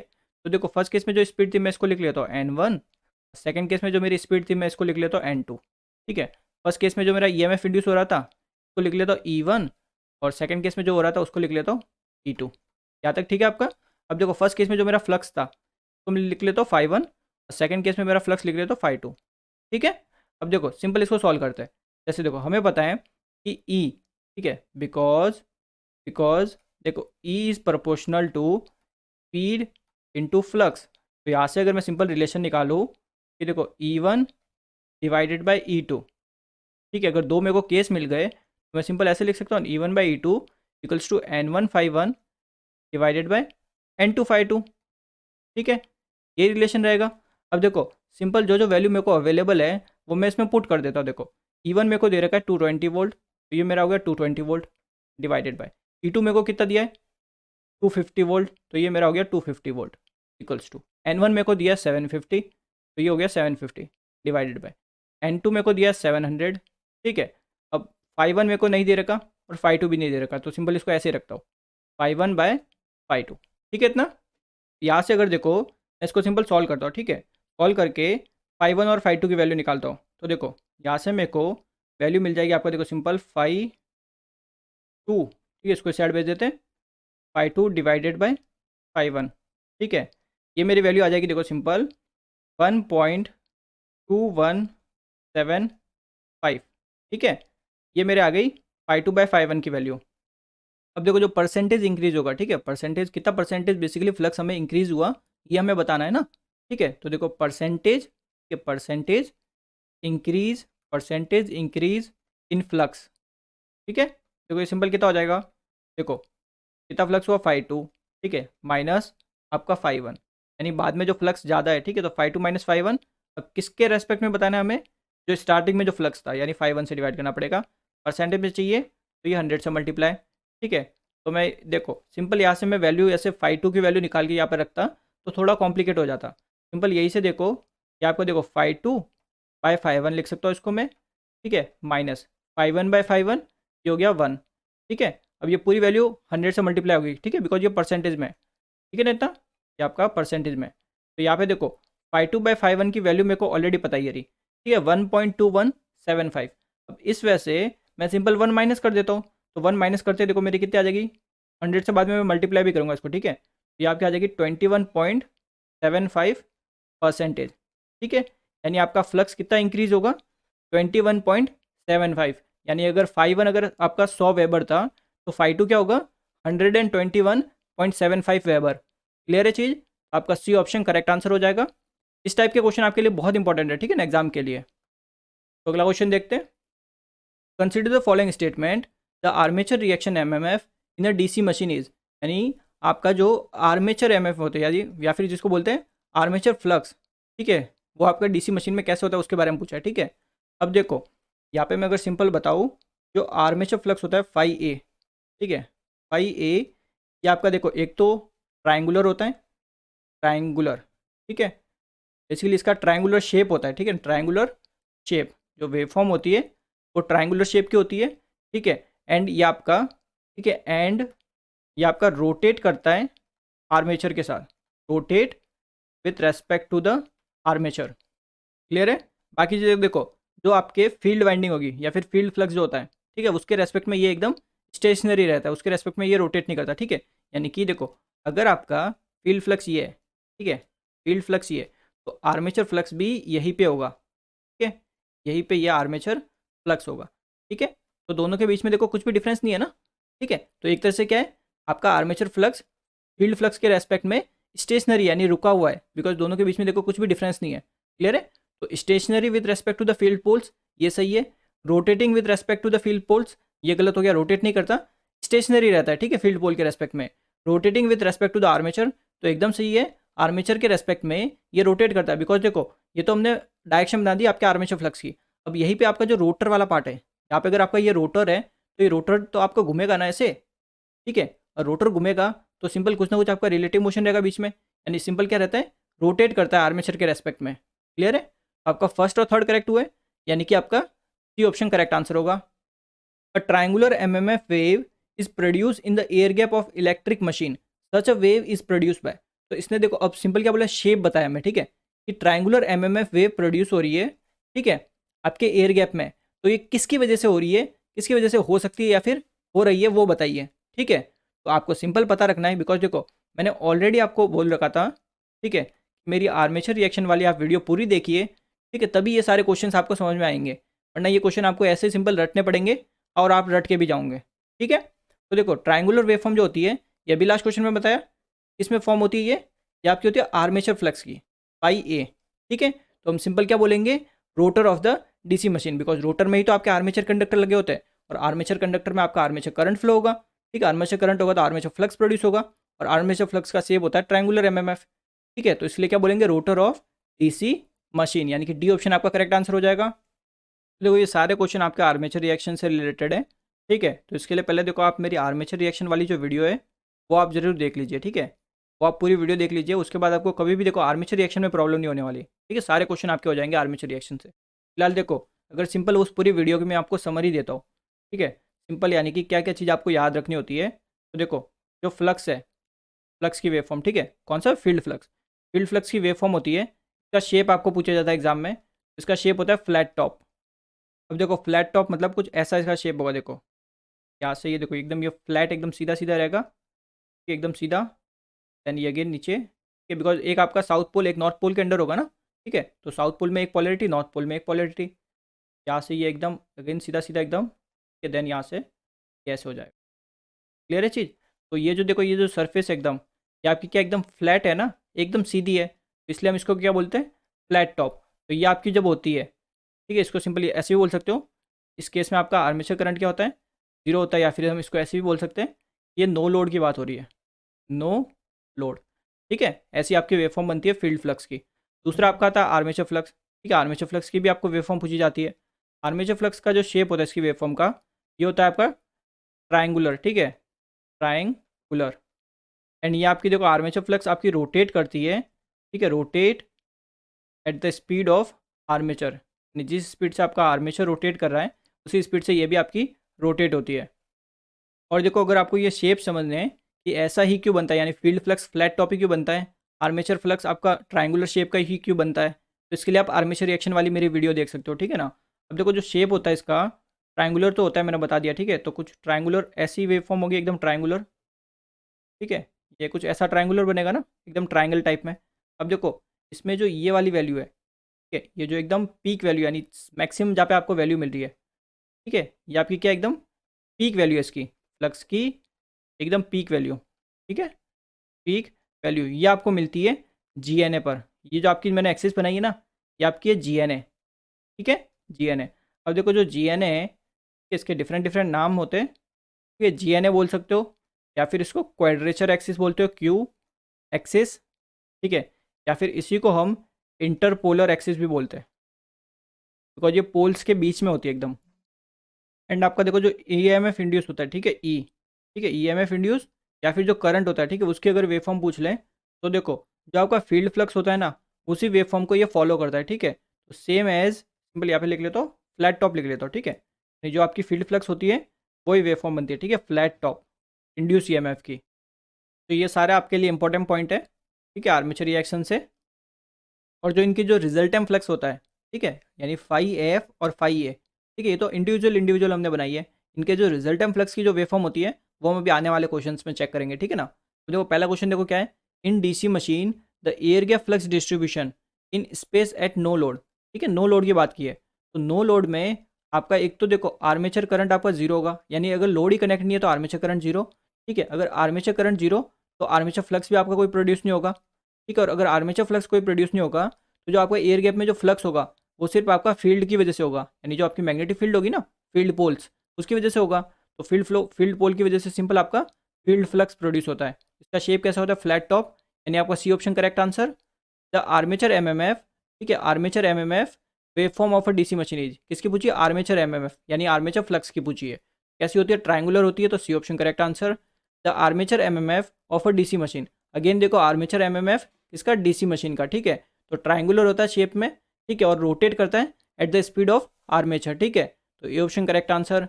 Assuming a uniform distribution of current over the armature surface conductor, the shape of resultant armature flux, ठीक है, रिजल्टेंट आर्मेचर फ्लक्स का शेप पूछा है, in the space of a loaded DC machine is symmetrical, ठीक है, triangular जैसा बनता है एक तो ट्रायंगुलर बनेगा एक तो, और पीक वैल्यू उसकी कहाँ पे होगी, जीएनए पर, या फिर जिसको बोलते हैं क्वाड्रेचर एक्सिस या फिर इंटरपोलर एक्सिस, तो क्या बोलेंगे, ट्रायंगुलर वेव, ठीक है, triangular wave with its peak along the interpolar axis, यानी A option correct answer. The induced EMF in the armature conductor of a DC machine is, induced EMF की पूछिए, ठीक है ना, तो मैंने बता दिया आपको इंड्यूस ईएमएफ सिंपल कौन सा फॉलो करती है, आपके जो फील्ड फ्लक्स होता है उसी की वेव फॉर्म को फॉलो करती है। तो फील्ड फ्लक्स फ्लैट टॉप होता है, तो ये भी कैसा होगा, फ्लैट टॉप, ठीक है, और इसी फ्लैट टॉप को आप सिंपल ट्रेपिजोइडल भी बोल सकते हो, बिकॉज देखो जो आपको एट द एंड होता क्या, देखो ट्रेपिजोइडल भी कुछ ऐसा ही बनता है, ठीक है, जो ट्रेपिजोइडल होता है वो भी कुछ ऐसी तो आपकी वेव फॉर्म होती है, तो इसका टॉप भी आपका फ्लैट ही रहता है, ठीक है, तो इस वेव फॉर्म को देखो या तो आपको ट्रेपिजोइडल ऑप्शन में मिलेगा या फिर फ्लैट टॉप मिलेगा, तो दोनों आप किसी में कोई एक ऑप्शन होगा दोनों में से, उनको आप टिक करोगे, ठीक है, तो आपका बी ऑप्शन करेक्ट आंसर हो जाएगा। तो अगला क्वेश्चन देखते हैं। A DC machine having a symmetrical closed circuit, armature winding, and a sinusoidal air gap flux density distribution will have a sinusoidal voltage induced in the individual coil. The resultant brush to brush voltage will have a waveform. अब देखो हमारा जो waveform है, basically जो voltage है, ठीक है, individual coil में, यानी कोई एक कॉइल में जो वोल्टेज इंड्यूस हो रहा है वो कैसा हो रहा है, साइनसोइडल वोल्टेज इंड्यूस हो रहा है, ठीक है। अब सिंस हम डीसी मशीन में आउटपुट कहाँ से लेते हैं, ब्रश से आउटपुट लेते हैं, ठीक है, ब्रश से ही आउटपुट लेते हैं।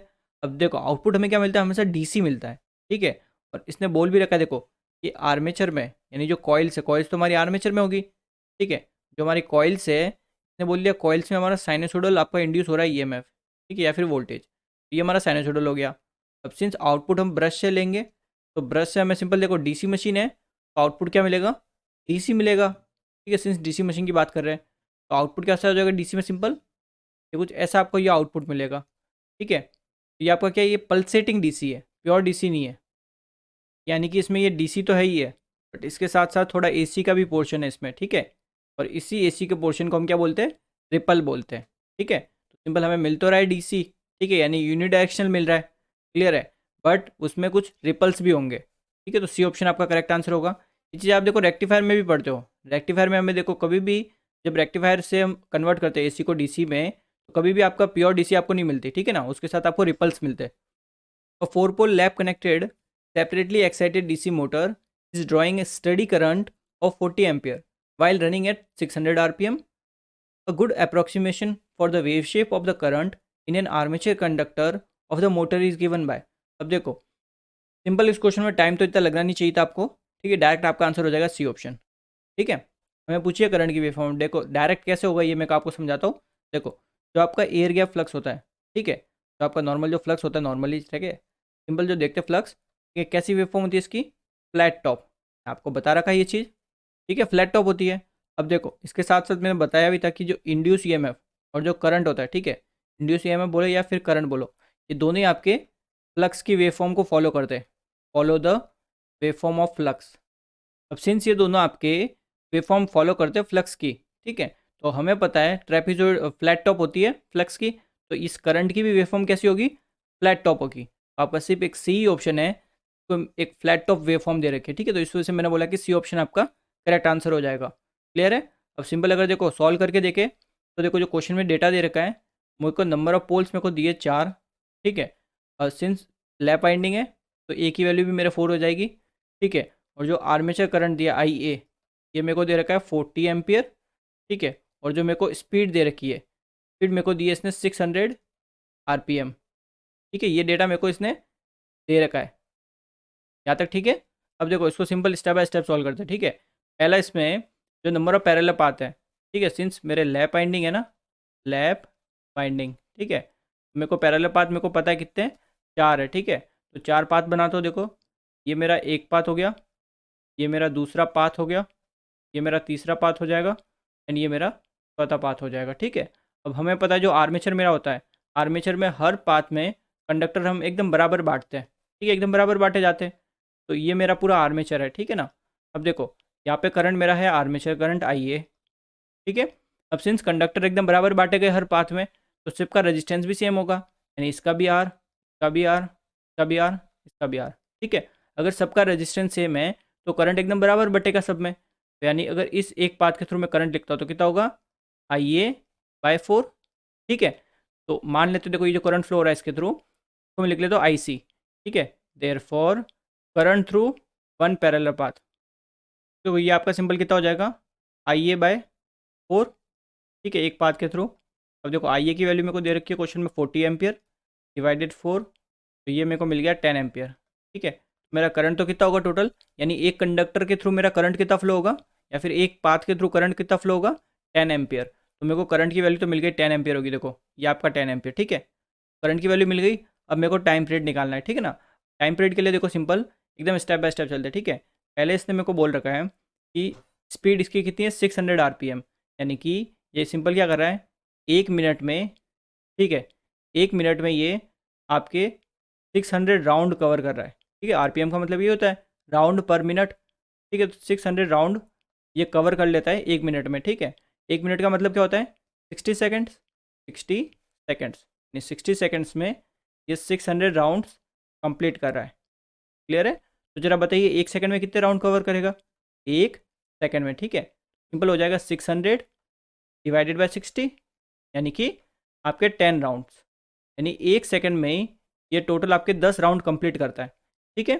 तो एक सेकंड में 10 राउंड कर रहा है, तो मेरे को एक राउंड के लिए निकालना है, यानी एक राउंड ये कितनी देर में करेगा ये मेरे को निकालना है। तो सिंपल देख के बता सकते हो कितना हो जाएगा, 1/10, ठीक है, यानी कि 0.1 सेकेंड, यानी कि इसको एक राउंड कंप्लीट करने में, ठीक है, एक राउंड कंप्लीट रिवॉल्व करने में इसको 0.1 सेकेंड लग रहे हैं। यानी कि देखो अगर आपकी 4 पोल की मशीन है ना, ठीक है, इसने बोला 4 पोल है, चार देखो पोल बना के बता दो, देखो ये आपके 4 पोल ऐसे कुछ बनेंगे, ठीक है। ये आपके 4 पोल हो गए, ये आपका नॉर्थ, ये आपका साउथ, ये नॉर्थ, ये आपका साउथ, ठीक है।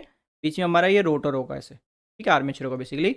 यहाँ पे मान लो कोई एक कंडक्टर है, ठीक है, यानी इस कंडक्टर को, ठीक है, जो मैंने कंडक्टर बनाया, इस कंडक्टर को रिवॉल्व होने में देखो सिंपल, अगर मैं सिंपल एक्सिस भी ड्रॉ करता हूँ, ठीक है, ऐसे इस कंडक्टर को यहाँ से पूरा ऐसे घूमने में, ठीक है, ऐसा पूरा यहाँ तक वापस आने में कितनी देर लग रही है, 0.1 सेकेंड लग रहे हैं, ठीक है। यहाँ पे अभी निकाला मैंने, एक राउंड कवर करने में 0.1 सेकेंड लग रहे हैं, ठीक है।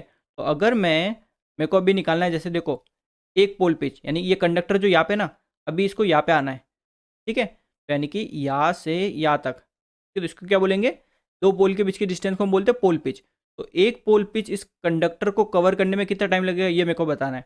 देखो पूरा ये जो 360 डिग्री था ये 4 पार्ट में डिवाइड हुआ है, और 4 पार्ट में पूरा कवर करने के लिए इसको 0.1 सेकेंड लग रहे हैं, तो एक पार्ट को कितने लगेंगे, 0.1/4, ठीक है। तो मैं यहाँ पे लिखता हूँ टाइम रिक्वायर्ड या फिर time to cover one pole pitch, ठीक है, यानी एक पोल पिच कवर करने में कितना टाइम लगेगा। तो ये आपका सिंपल कितना हो जाएगा, देखो 0.1 सेकेंड है, ठीक है। और एक पोल पीछे तो सिंपल टोटल 4 पार्ट है ना, तो सिंपल 4 टुकड़े कर दो 0.1 के, तो ये आपका आ जाएगा 0.025 सेकेंड, ठीक है। और सिंपल अगर मिली में लिखो तो ये आ गया 25 मिली सेकेंड। तो देखो मेरे को टाइम भी मिल गया, ठीक है, ये मेरा क्या हो गया, टाइम हो गया, ठीक है ना। तो ये मेरा टाइम हो गया, और ये मेरा राउंड को कंप्लीट करने में, या फिर जो करंट की वैल्यू होती है 10 एम्पियर, ठीक है। तो आपकी ये वाली वेव फॉर्म बन जाएगी, ठीक है, सारे डेटा निकाल दिए हमने, क्लियर है चीज़। What is the form of an air gap flux density waveform of an uncompensated two pole DC shunt motor at full load, ठीक है, दो पोल की कोई DC शंट मोटर है, का जो एयर गैप फ्लक्स डेंसिटी होगी, ठीक है, या फिर जो एयर गैप फ्लक्स होगा उसकी वेवफॉर्म कैसी होगी ये पूछा है, ठीक है ना।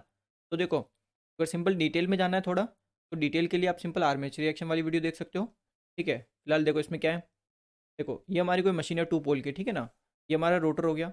अब इसमें देखो मैंने बताया था आर्मेचर रिएक्शन वाली वीडियो में कि देखो अगर ये आपकी फील्ड फ्लक्स है फाई एफ, ठीक है, यानी यहाँ पे आपका ये होता है आर्मेचर फ्लक्स, ऐसे ही रहता है फाई ए आर्मेचर फ्लक्स। तो इनका रिजल्टेंट कुछ ऐसा आता है। नहीं, आपका रिजल्टेंट फ्लक्स आपका ये होता है, ठीक है। तो अगर मैं रिजल्टेंट फ्लक्स ड्रॉ करता हूँ तो कुछ ऐसा होगा, ठीक है। ये मेरा क्या हो गया, रिजल्टेंट फ्लक्स।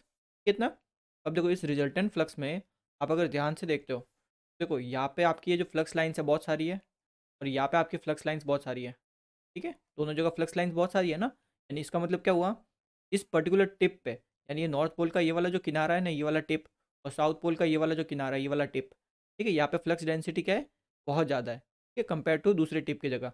दूसरे टिप में कम है ना, यहाँ पे जैसे देखो फ्लक्स डेंसिटी कम है, यहाँ पे ज़्यादा है, ठीक है। ये चीज़ क्लियर है आपकी। तो देखो ये हमारे दो पोल हो गए, नॉर्थ पोल और साउथ पोल, ठीक है। अब हमें पता है नॉर्थ पोल का एक टिप पे फ्लक्स डेंसिटी ज़्यादा है, और साउथ पोल के एक टिप पे फ्लक्स डेंसिटी ज़्यादा है, ठीक है। यानी यहाँ पे हमारी फ्लक्स डेंसिटी ज़्यादा है, और यहाँ पे हमारी फ्लक्स डेंसिटी ज़्यादा है, ठीक है ये चीज़। अब देखो मैं सिंपल मान लेता हूँ कि नॉर्थ पोल मेरा नेगेटिव साइकिल प्रोड्यूस कर रहा है, और साउथ पोल मेरा पॉजिटिव साइकिल प्रोड्यूस कर रहा है, ठीक है। कंडक्टर कुछ इस तरह रखे हुए हैं। तो देखो सिंपल जब नॉर्थ पोल की बात आएगी, नॉर्थ पोल में देखो कुछ ऐसे बन जाएगा, देखो यहाँ से ये स्टार्ट हुआ, ठीक है। अब देखो यहाँ से क्या होगा, सिंपल इस पोल के नीचे आ गया तो ये फ्लक्स आपका बढ़ने लगेगा, कैसे बढ़ेगा फ्लक्स, बढ़ा। देखो मैक्सिमम आपका इस टिप पर होगा, ये जो टिप है ना, टिप पर आपका देखो फ्लक्स मैक्सिमम हुआ, ठीक है। यहाँ पे ये आपका फ्लक्स मैक्सिमम हो गया। देन यहाँ से ये आपके अब यहाँ पे आके ये जीरो हो जाएगा, ठीक है, जीरो हो गया। अब साउथ पोल में हमारा पॉजिटिव साइकिल कुछ ऐसे, देखो फ्लक्स आपका बढ़ेगा, ठीक है। तो देखो धीरे धीरे इंक्रीज हो रहा है, पर मैक्सिमम आपका यहाँ पे हो जाएगा, ठीक है, टिप पर मैक्सिमम, एंड ये आपका जीरो, क्लियर है। तो यहाँ से आप अगर ध्यान से देखते हो, एक जगह से आपकी वेव फॉर्म जो है ना, देखो ये ऊपर की तरफ ये उठी हुई है, ठीक है। यहाँ पे देखो ये उठी हुई है, और यहाँ पे देखो ये नीचे की तरफ है, नेगेटिव साइकिल में नीचे थोड़ी दबी हुई है ना, ठीक है। तो ये ऐसा क्यों हो रहा है, बिकॉज आपकी फ्लक्स डेंसिटी नॉर्थ पोल के एक टिप पर और साउथ पोल के एक टिप पर ज़्यादा होती है, तो उस वजह से ऐसी आपकी एयर गैप की या फिर रिजल्टेंट फ्लक्स की वेव फॉर्म बनती है, ठीक है ना।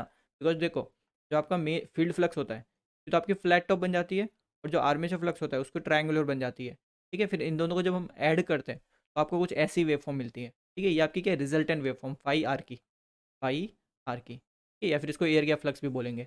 आपका simple A option correct answer हो जाएगा।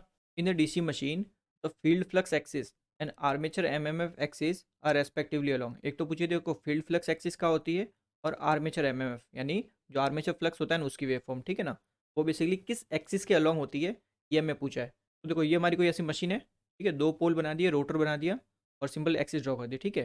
तो अगर मैं कोई एक ये एक्सिस लेता हूँ, देखो जैसे एक पोल से, ठीक है, जैसे देखो मेरे दो पोल है यहाँ पे, नॉर्थ पोल और साउथ पोल। सिंपल अगर मैं नॉर्थ पोल से ये साउथ पोल, ऐसे ये वाली अगर मैं एक्सिस ड्रॉ करता हूँ, ठीक है, यानी एक पोल से दूसरे पोल तक अगर कोई एक्सिस ड्रॉ करता हूँ, तो इसको हम क्या बोलते हैं, डायरेक्ट एक्सिस, टी एक्सिस, ठीक है, डायरेक्ट एक्सिस, क्लियर है। और हमें पता है जो मैग्नेटिक फील्ड लाइंस होती है वो नॉर्थ से साउथ पोल जाती है, ये कुछ ऐसी होगी ना, ठीक है। तो एक तरह से ये आपकी क्या होगी, फील्ड एक्सिस भी यही होगी, ठीक है। तो फील्ड एक्सिस हमेशा कहाँ होती है हमारी, डायरेक्ट एक्सिस पर होती है, ठीक है। देखो यहाँ पे पहले मैं लिख भी लेता हूँ, देखो जो पोल टू पोल एक्सिस होती है, पोल टू पोल, तो हम बोलते हैं डी एक्सिस, ठीक है, डायरेक्ट एक्सिस, क्लियर है। और दूसरी आपकी कौन सी है, देखो वो वाली एक्सिस, ठीक है, एक्सिस विच इज़ परपेंडिकुलर, यानी जो कि परपेंडिकुलर हो किसके, डी एक्सिस के, ठीक है। वो वाली एक्सिस जो कि डी एक्सिस के परपेंडिकुलर हो तो हम बोलते हैं क्वाड्रेचर एक्सिस, क्यू एक्सिस, ठीक है, क्वाड्रेचर एक्सिस। या फिर इसी को हम बोलते हैं geometrical neutral axis, G N A, ठीक है। या फिर इसी को हम क्या बोलते हैं, इंटरपोलर एक्सिस। तो अगर देखो आपने सिंपल क्या पढ़ा हो, तो देखो यहाँ पे जैसे ये कंडक्टर्स पड़े होते हैं, ठीक है, जैसे ये इस रोटर में ये कंडक्टर्स ऐसे कुछ पढ़ रखे, ठीक है, ऐसे हमने यू प्लॉट में डाल रखे, ठीक है। देखो ये जैसे polarity cross cross cross cross, ठीक है, और ये सारे आपके डॉट की पॉलरिटी हो गई, ठीक है। तो इन सब क्रॉस की वजह से जो आपका ईएमएफ इंड्यूस होता है, ठीक है, या फिर जो फ्लक्स इंड्यूस होता है, कि डायरेक्शन क्या होती है, देखो क्लॉक क्रॉस का मतलब क्लॉकवाइज यानी ऐसे होगा, ठीक है। और इस डॉट की वजह से जो होगा, ठीक है, डॉट की वजह से भी कोई फ्लक्स प्रोड्यूस होगा, वो क्या होगा, एंटी क्लॉकवाइज, यानी वो भी ऐसे नीचे की तरफ।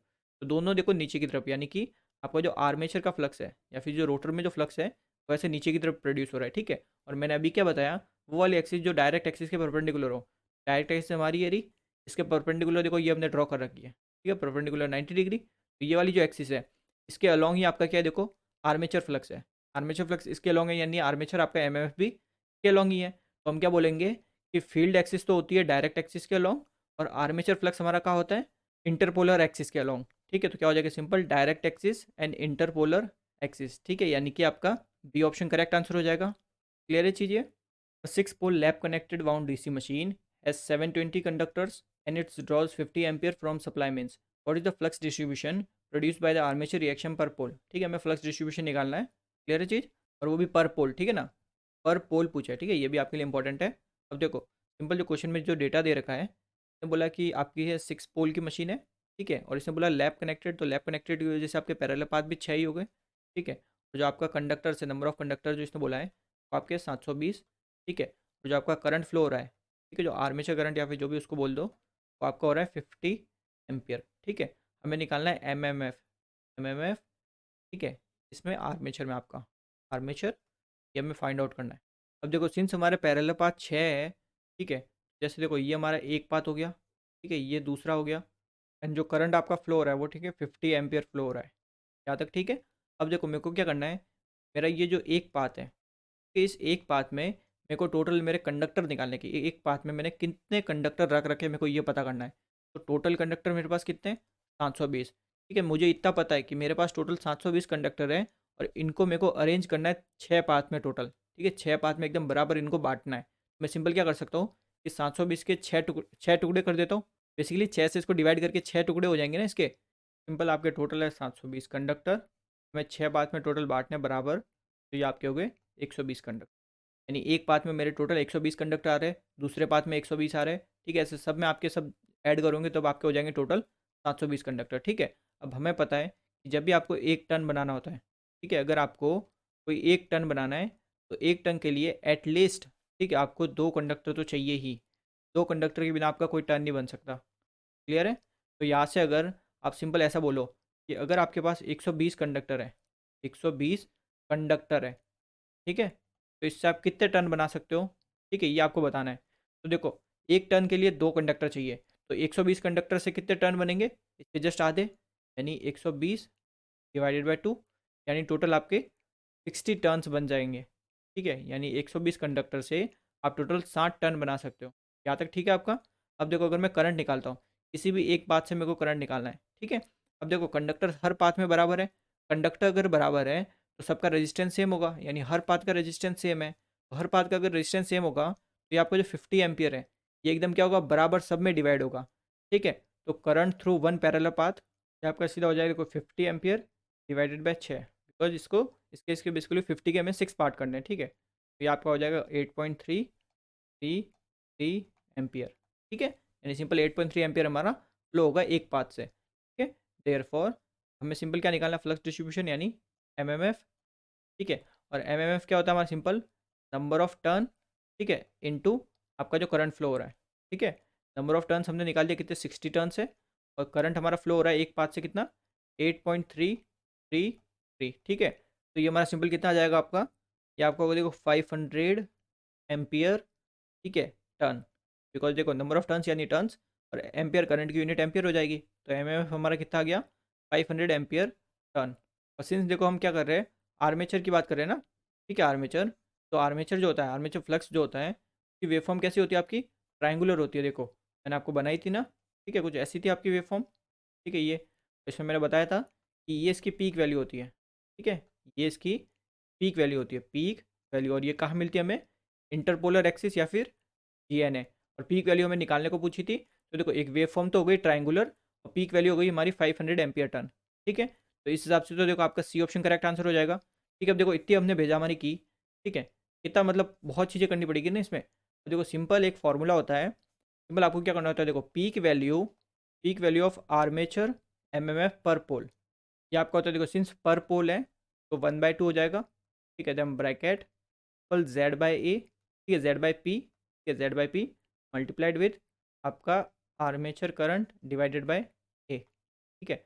अब मैंने सिंपल ये अलग अलग चीज़ें करवाई ना, ये सारी आपके इसी एक फॉर्मूले में आ गई, इसमें सारा डेटा रखो, इसमें भी आपको 500 एम्पियर टर्न ही मिलेगा, ठीक है, और ये जो फॉर्मूला है ना आपका 1/2 Z by P dot I A by A, ठीक है, इसी से आपके एक तो उसका क्रॉस मैग्नेटाइजेशन जो होता है, ठीक है, एम्पियर टर्न निकालते हैं क्रॉस मैग्नेटाइजेशन के लिए, उससे होता है एक तो, ठीक है, वो फॉर्मूले भी इसी से डेराइव होते हैं, क्रॉस मैग्नेटाइजेशन के लिए और डीमैग्नेटाइजेशन के लिए, ठीक है ना, तो ये फॉर्मूला आपको याद रखना है, बहुत इंपॉर्टेंट है आपके लिए, ठीक है ना, क्लियर है चीज़, चाहे किसी से भी करो, ठीक है, आपका आंसर 500 एम्पियर टर्न ही आएगा।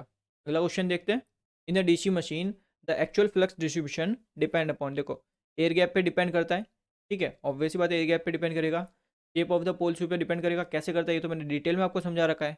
Clearance between tips of the adjacent pole shoes, ठीक है, जो टिप होगी आपके पोल शू की उन पे भी आपका डिपेंड करता है, ठीक है ना। तो हम सिंपल क्या बोलेंगे, ऑल ऑफ द अबव। तो देखो इस क्वेश्चन को आप फिलहाल अभी होल्ड पे रखिए, ठीक है, ये क्वेश्चन मैं आपको बाद में करवाऊंगा। तो देखो अगला क्वेश्चन देखते हैं।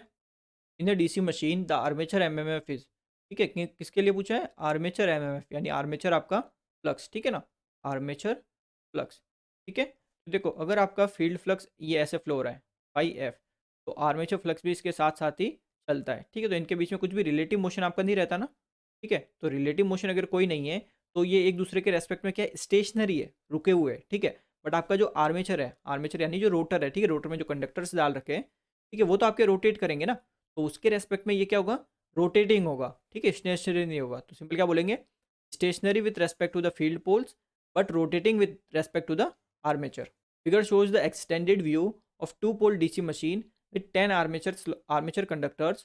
Normal brush position are shown by A and B. Placed at the interpolar axis.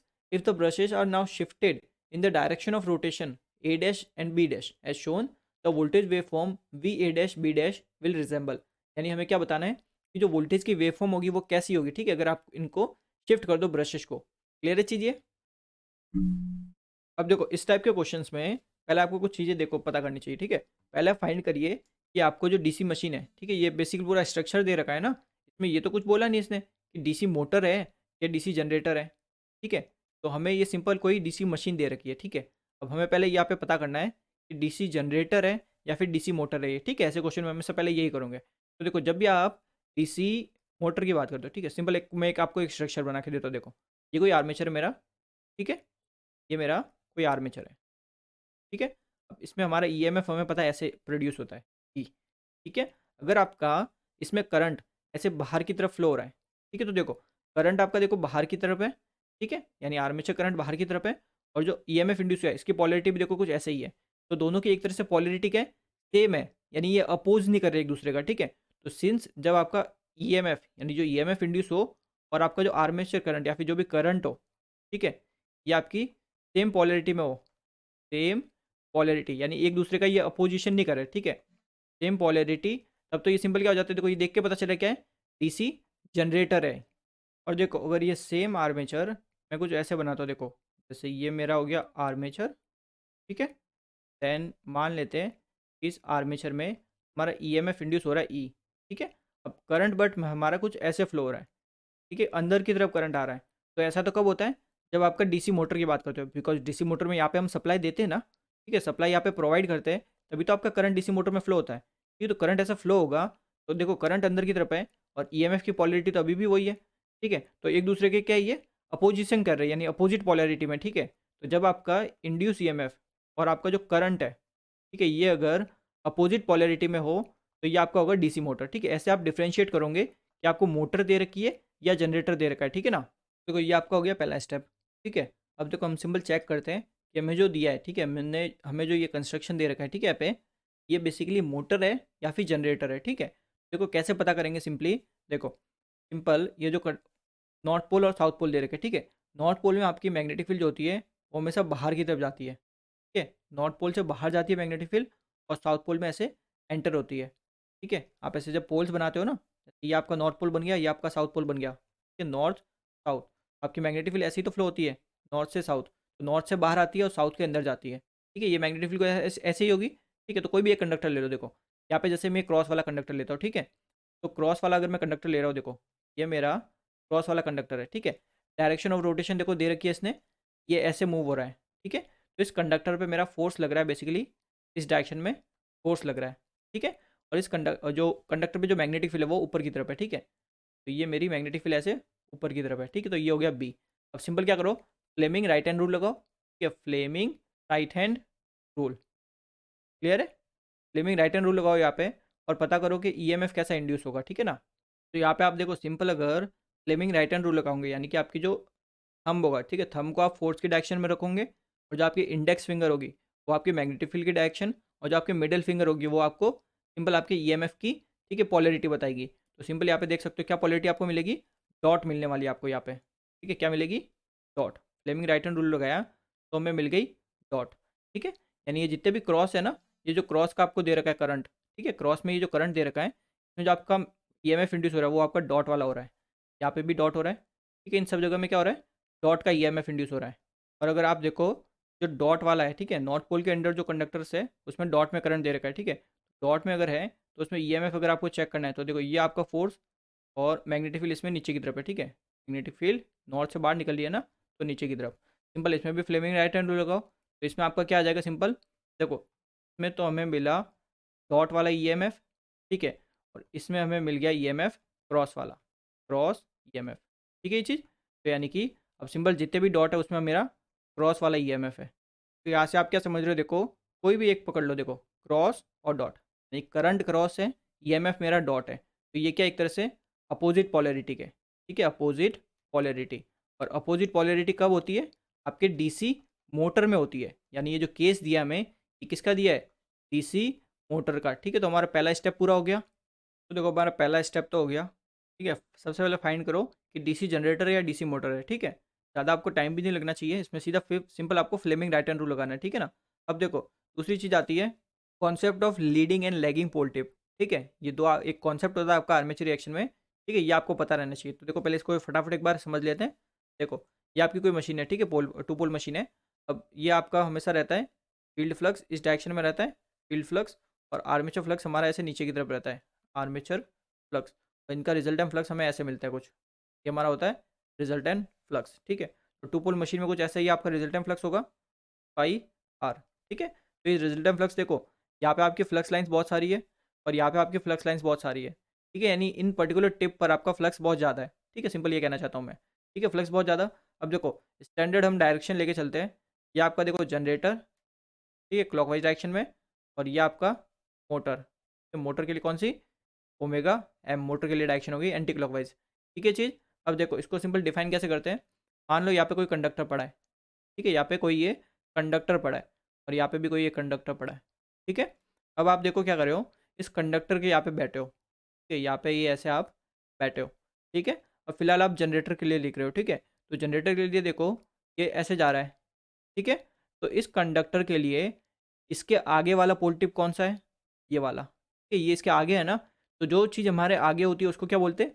Leading, यानी वो मेरे से आगे है, लीड कर रहा है वो मुझसे, तो इस पोल टिप को क्या बोलेंगे? लीडिंग पोल टिप, ठीक है। लिख ले किसके लिए लिख रहे हैं? जनरेटर के लिए, तो ये आपका होगा leading pole tip for generator. या ये तक चीज़ क्लियर है? अब ये कंडक्टर देखो, ये लीडिंग है, तो ये कंडक्टर किसी ना किसी पोल टिप को पीछे छोड़ के आया होगा, और वो कौन सा होगा? ये वाला पोल टिप होगा, ठीक है, इसको पीछे छोड़ के आया है, तो पीछे का मतलब ट्रेलिंग पोल टिप। तो ट्रेलिंग पोल टिप किसके लिए? जनरेटर के लिए। दोनों लिखने सीख गए। अब सेम चीज़ आपको मोटर के लिए लिखनी है, ठीक है। तो सेम देखो आप कंडक्टर पर बैठे हो, ठीक है, यहाँ पे फिलहाल कंडक्टर के यहाँ पे बैठे हो आप।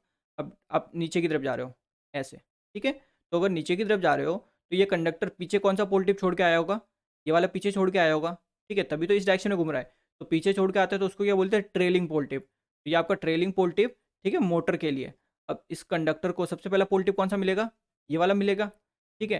तो ये वाला क्या हो जाएगा? इसके आगे है ना, तो इसको बोलेंगे लीडिंग पोल टिप मोटर के केस में, ठीक है। अब ये सेम चीज़ आपके क्रॉस में रहेगी, यानी यहाँ पे ये हो जाएगा एल जी, यहाँ पे हो जाएगा टी एम, ठीक है, और यहाँ पे ये हो जाएगा टी जी, ठीक है, एंड एल एम। क्लियर है चीज़? सेम इस कंडक्टर के लिए ये ऐसे यहाँ पे डिफाइन किया ना, वैसे यहाँ पे डिफाइन करेंगे तो ये ऐसी ही मिलेगी वैल्यू। तो यहाँ से आपको देखो क्या समझ में आ रहा है कि जब भी आप डीसी जनरेटर की बात करते हो, ठीक है, ये आपके लिए बहुत ज़्यादा इंपॉर्टेंट है ये एग्जाम के लिए, डीसी जनरेटर, ठीक है।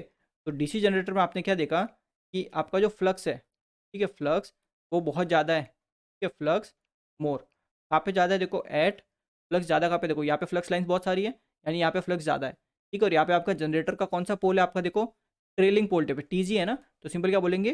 फाई, यानी flux more at trailing pole tip. और फाई कम कहाँ पे होगा? यानी फाई लेस, फ्लक्स लेस कहाँ पे? Eight leading pole tip. देख सकते हो यहाँ पे आपकी फ्लक्स लाइन्स बिल्कुल भी नहीं है ना, तो यहाँ पे फ्लक्स क्या है? कम है, तो बोलेंगे फ्लक्स लो एट लीडिंग पोल टिप। और अगर डीसी मोटर के लिए लिखे तो देखो डीसी मोटर में आपका फ्लक्स कहाँ पे ज़्यादा है? देखो फ्लक्स मोर, ठीक है, फ्लक्स मोर एट, देखो सिंपल यहाँ पे देखो मोटर के केस में कौन सा पोल है आपका? एल एम, यानी लीडिंग। तो फ्लक्स ज़्यादा है कहाँ पे? लीडिंग पोल टिप पर, लीडिंग पोल टिप। और कम कहाँ पे होगा? सिंपल आपका देखो लीडिंग पे ज़्यादा है तो ऑब्वियस सी बात है ट्रेलिंग पे कम होगा, तो फ्लक्स लेस, ठीक है, less at trailing pole tip. यानी मोर का मतलब क्या होता है, यहाँ पे आपकी हो रही है स्ट्रेंथनिंग, ठीक है, फ्लक्स का बढ़ना मतलब स्ट्रेंथनिंग, और फ्लक्स का कम होना मतलब वीकनिंग। तो यहाँ पे आपका हो रहा है स्ट्रेंथनिंग और यहाँ पे आपका हो रहा है वीकनिंग। तो ये आपके लिए बहुत ज़्यादा इंपॉर्टेंट है, ठीक है, एग्जाम के लिए। ये आपको पता रहनी चाहिए कहाँ पे स्ट्रेंथनिंग होती है, कहाँ पे आपकी वीकनिंग होती है, ठीक है। तो इसके अकॉर्डिंग देखो क्वेश्चन को करते हैं, ठीक है। क्वेश्चन में हमें डीसी मोटर दे रखी है, ठीक है, और डीसी मोटर में हमें पता है कि लीडिंग पे तो क्या होता है स्ट्रेंथनिंग, और ट्रेलिंग पे हमारा वीकनिंग होता है, ठीक है। लीडिंग इन मोटर, ठीक है, और ट्रेलिंग इन मोटर। तो लीडिंग पे तो हमने पता किया हमारी स्ट्रेंथनिंग होती है, और ट्रेलिंग पे हमारी वीकनिंग होती है। ये दोनों चीज़ क्लियर है, ठीक है, दोनों आपके लिए इंपॉर्टेंट है। अब देखो इसी से हमें सिंपल क्या करना पड़ेगा इस मशीन में, पहले पता करना पड़ेगा कौन सा लीडिंग है और कौन सा ट्रेलिंग है, ठीक है ना। तो देखो ये कैसे पता करोगे, सिंपल देखो, कोई भी एक कंडक्टर ले लो, ये कंडक्टर ले लिया मैंने, ठीक है। मैं सिंपल यहाँ पे बैठा हूँ, मान लेता हूँ यहाँ पे ये मैं ऐसे बैठा हूँ, ठीक है। और देखो रोटेट आपके ऐसे हो रहा है इस डायरेक्शन में, ठीक है, नीचे रोटेशन दे रखा है ना, इस डायरेक्शन में रोटेट हो रहा है। तो इस कंडक्टर के पास जो सबसे पहले पोल टिप आएगा वो आपका कौन सा होगा, लीडिंग होगा। यानी इस बेसिकली इससे आगे है ना पोल टिप, ठीक है। तो इस कंडक्टर पे यहाँ पे लिखते देखो, ये इसके लिए सबसे आगे पोल टिप है, ठीक है, सबसे पहला पोल टिप यही तो आएगा, इसके आगे है, ठीक है। मैं उससे पहले चल रहा हूँ और मेरे से आगे है वो पोल टिप, तो वो क्या कर रहा है, मेरे से लीड कर रहा है, तो इसको बोलेंगे लीडिंग पोल टिप। तो ये हमारा हो गया लीडिंग, ठीक है, लीडिंग। क्लियर चीज़। तो अगर ये लीडिंग है तो ये मेरा कौन सा होगा, और वैसी बात है ये ट्रेलिंग होगा, तो ये मेरा हो गया ट्रेलिंग पोल टिप, ठीक है। अब ऐसे यहाँ पे देखो सिंबल कोई भी एक कंडक्टर ले लो, ये रहा कंडक्टर, यहाँ पे मैं अभी फिलहाल बैठा हूँ और चल रहा है ऐसे है। तो इस मेरे से आगे वाला टिप कौन सा है, ये वाला है, तो ये मेरे लिए हो जाएगा लीडिंग पोल टिप, ठीक है, और ये मेरे लिए हो जाएगा ट्रेलिंग पोल टिप, टीएम, ठीक है इतना। अब देखो देखो यहाँ से क्या समझे कि यहाँ पे हमारा क्या है, फ्लक्स ज़्यादा है, ठीक है, इस पर्टिकुलर पोर्शन पे हमारा फ्लक्स ज़्यादा है, ऐसे इस वाले टिप पर हमारा फ्लक्स ज़्यादा है, ठीक है, बिकॉज यहाँ पे स्ट्रेंथिंग हो रही है ना, ठीक है, बिकॉज ये कौन सा पोल है आपके, लीडिंग पोल टिप, और लीडिंग पोल टिप पे हमारी क्या होती है, स्ट्रेंथिंग होती है। इसलिए हमने पता किया क्या पहले फ्लक्स आपका कहाँ ज़्यादा होगा, ठीक है। अब हमें पता चल गया कि ज़्यादा फ्लक्स कहाँ पर है, ठीक है। अब इसके अकॉर्डिंग अगर देखो आप प्लॉट करते हो तो फ्लक्स ज़्यादा, ठीक है, देन आपका डिक्रीज होगा, तो ये आपका ऐसे देखो डिक्रीज हो जाएगा, ठीक है। यहाँ पे भी आपका देखो फ्लक्स पहले ज़्यादा, तो ज़्यादा के बाद ये आपका डिक्रीज हो जाएगा, ठीक है। अब देखो ये जो बाहर जो कंडक्टर पड़ा है, ठीक है, ये तो कंडक्टर बाहर है ना, इस पोल टिप से पहले है, तो इस पर थोड़ा फ्लक्स कम होगा, ठीक है। तो ये कुछ ऐसे बना सकते हो थोड़ा, ये थोड़ा सा कम, ठीक है। तो देखो आपकी ऐसी वेवफॉर्म किस में दिख रही है, आपका देखो ए ऑप्शन देखो, बाहर में देखो यहाँ से हमारा फ्लक्स मैक्सिमम स्टार्ट हो गया, ठीक है। देखो यहाँ पे ये बाहर थोड़ा सा देखो नीचे से स्टार्ट हुआ, क्यों, बिकॉज ये कंडक्टर आपका बाहर है, ठीक है। तो देखो ये आपका हुआ, देखो फिर ये आपका, बिकॉज देखो एक पर्टिकुलर पोर्शन पे आपका फ्लक्स क्या है, ज़्यादा है, बिकॉज यहाँ पे ये आपकी स्ट्रेंथनिंग हो रही है, ठीक है, तो इसलिए ये आपका क्या है, ज़्यादा। तो आपका आंसर क्या हो जाएगा, simple A option correct answer होगा, ठीक है। सिंपल आपको देखो वेव फॉर्म देखनी थी, ठीक है, यानी एक पोजीशन आपकी ज़्यादा, बिकॉज बाकी सब देखो बाकी सब में उल्टा हो रहा है, बाकी सब में क्या हो रहा है, देखो सी वाले ऑप्शन में देखो आपके ट्रेलिंग पोल टिप पे फ्लक्स ज़्यादा है, ठीक है, बट ट्रेलिंग पे तो हमारी वीकनिंग होती है, यानी ट्रेलिंग पे तो हमारा फ्लक्स कम होना चाहिए, तो ये ऑप्शन गलत हो गया, कांस्टेंट ऐसा होगा नहीं, ठीक है। और यहाँ पे भी देखो, यहाँ पे एकदम इसने क्या किया है, सेंटर में हो रहा है, एकदम पोल के एकदम सेंटर में, बट कि सेंटर में नहीं होता, टिप पे आपका स्ट्रेंथिंग और वीकनिंग होता है, तो ये ऑप्शन भी गलत हो गया, ठीक है। और देखो ये तो हमारे क्या है, फ्लक्स की वेवफॉर्म है ना, फ्लक्स का बताया ना, ठीक है, बिकॉज ये फ्लक्स का ही तो बना है, फ्लक्स की स्ट्रेंथिंग यहाँ पे हो रही है और वीकनिंग यहाँ पे हो रही है।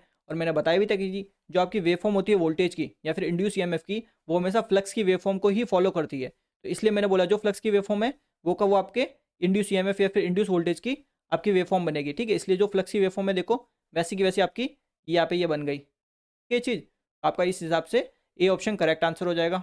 Armature reaction in a DC shunt generator running at full load with brushes not shifted from the GNA या फिर geometrical neutral plane and saturation neglected is, ठीक है। तो कौन सा इफेक्ट होगा ये पूछा है, ठीक है ना। तो देखो आर्मेचर रिएक्शन में मेनली आपके दो इफेक्ट होते हैं, एक होता है क्रॉस मैग्नेटाइजेशन, एक होता है डीमैग्नेटाइजेशन, ठीक है ना। देखो सिंपल आर्मेचर रिएक्शन में क्या रहता है कि effect of armature flux on field flux, ये रहता है। तो देखो सिंपल दो इफेक्ट होते हैं क्रॉस मैग्नेटाइजेशन और डीमैग्नेटाइजेशन। तो मान लो ये आपका है फील्ड फ्लक्स, ठीक है, फील्ड फ्लक्स। अब अगर आपका आर्मेचर फ्लक्स को काट दे, ठीक है, ऐसे इसको कट कर दे, ठीक है, तो इसको हम बोलते हैं क्रॉस मैग्नेटाइजिंग इफेक्ट, ठीक है। दूसरा इफेक्ट क्या आता है, देखो अगर आपका ये हमारा फील्ड फ्लक्स है, ठीक है, because at the end armature reaction होता क्या है कि आपके आर्मेचर फ्लक्स की वजह से फील्ड फ्लक्स में क्या चेंज आता है, वही आपका आर्मेचर रिएक्शन, ठीक है, सिंपल।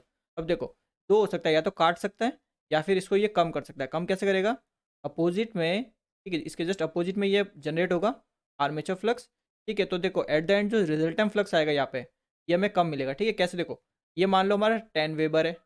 ठीक है, आर्मेचर फ्लक्स हमारा मान लो 5 वेबर है। ठीक है, तो रिजल्टेंट कितना मिल जाएगा हमें? 10 - 5 यानी 5 वेबर। तो रिजल्टेंट फ्लक्स हमारा 5 वेबर मिला। पहले हमारा फील्ड फ्लक्स कितना था? 10 वेबर। अब हमारा रिजल्टेंट फ्लक्स क्या है? 5 वेबर। तो फ्लक्स क्या हो गया? डिक्रीज हो गया। ठीक है, फ्लक्स हमारा डिक्रीज हो गया। ठीक है, तो इसकी वजह से हमारा ईएमएफ भी डिक्रीज हो जाता है। ठीक है, तो फ्लक्स डिक्रीज हुआ, इसको क्या बोलते हैं? Demagnetising effect. ठीक है, ये दो मेनली इफेक्ट होते हैं। अब देखो इस केस में इसने क्या बोला है कि आप सैचुरेशन को नेगलेक्ट कर रहे हो और आपने ब्रश को भी शिफ्ट नहीं किया। ठीक है ना? तो देखो पहले मैं सिंपल आपके पोल्स बनाता हूँ। देखो पोल्स आपके कुछ ये, जैसे मेरा एक पोल हो गया नॉर्थ पोल, एक हमारा नॉर्थ पोल हो गया, एक हमारा साउथ पोल हो गया। ठीक है, और बीच में हमारा ये रोटर है। ठीक है, ये हमारा रोटर है और ये हमारी होती है जीएनए। ठीक है, जीएनए बता रखी है, जो भी आपकी डायरेक्ट एक्सिस होती है उसके परपेंडिकुलर में जो लाइन करते हो वो आपकी जीएनए होती है। ठीक है, ये हमारी है फिलहाल जीएनए। ठीक है, और यही हमारी इसने बोला ब्रश एक्सिस है। ठीक है, इसको शिफ्ट नहीं किया। ठीक है ना, ब्रश को यहीं पे। यहाँ तक ठीक है आपका? अब देखो इसमें सिंपल स्टेप बाय स्टेप चलते हैं। यहाँ पे जो कंडक्टर्स होते हैं आपके, ठीक है, 1 2 3 4 5 6, 1 2 3 4 5 और 6। ठीक है, कंडक्टर हो गए। अब देखो सिंपल ये जैसे मान लेते सारे एक साइड के सारे क्रॉस हैं और एक साइड से सारे डॉट है। ठीक है, तो देखो ये जो रीजन होता है, ठीक है, इसको हम क्या बोलते हैं? पोल आर्क। ठीक है, ये पोल का आर्क है।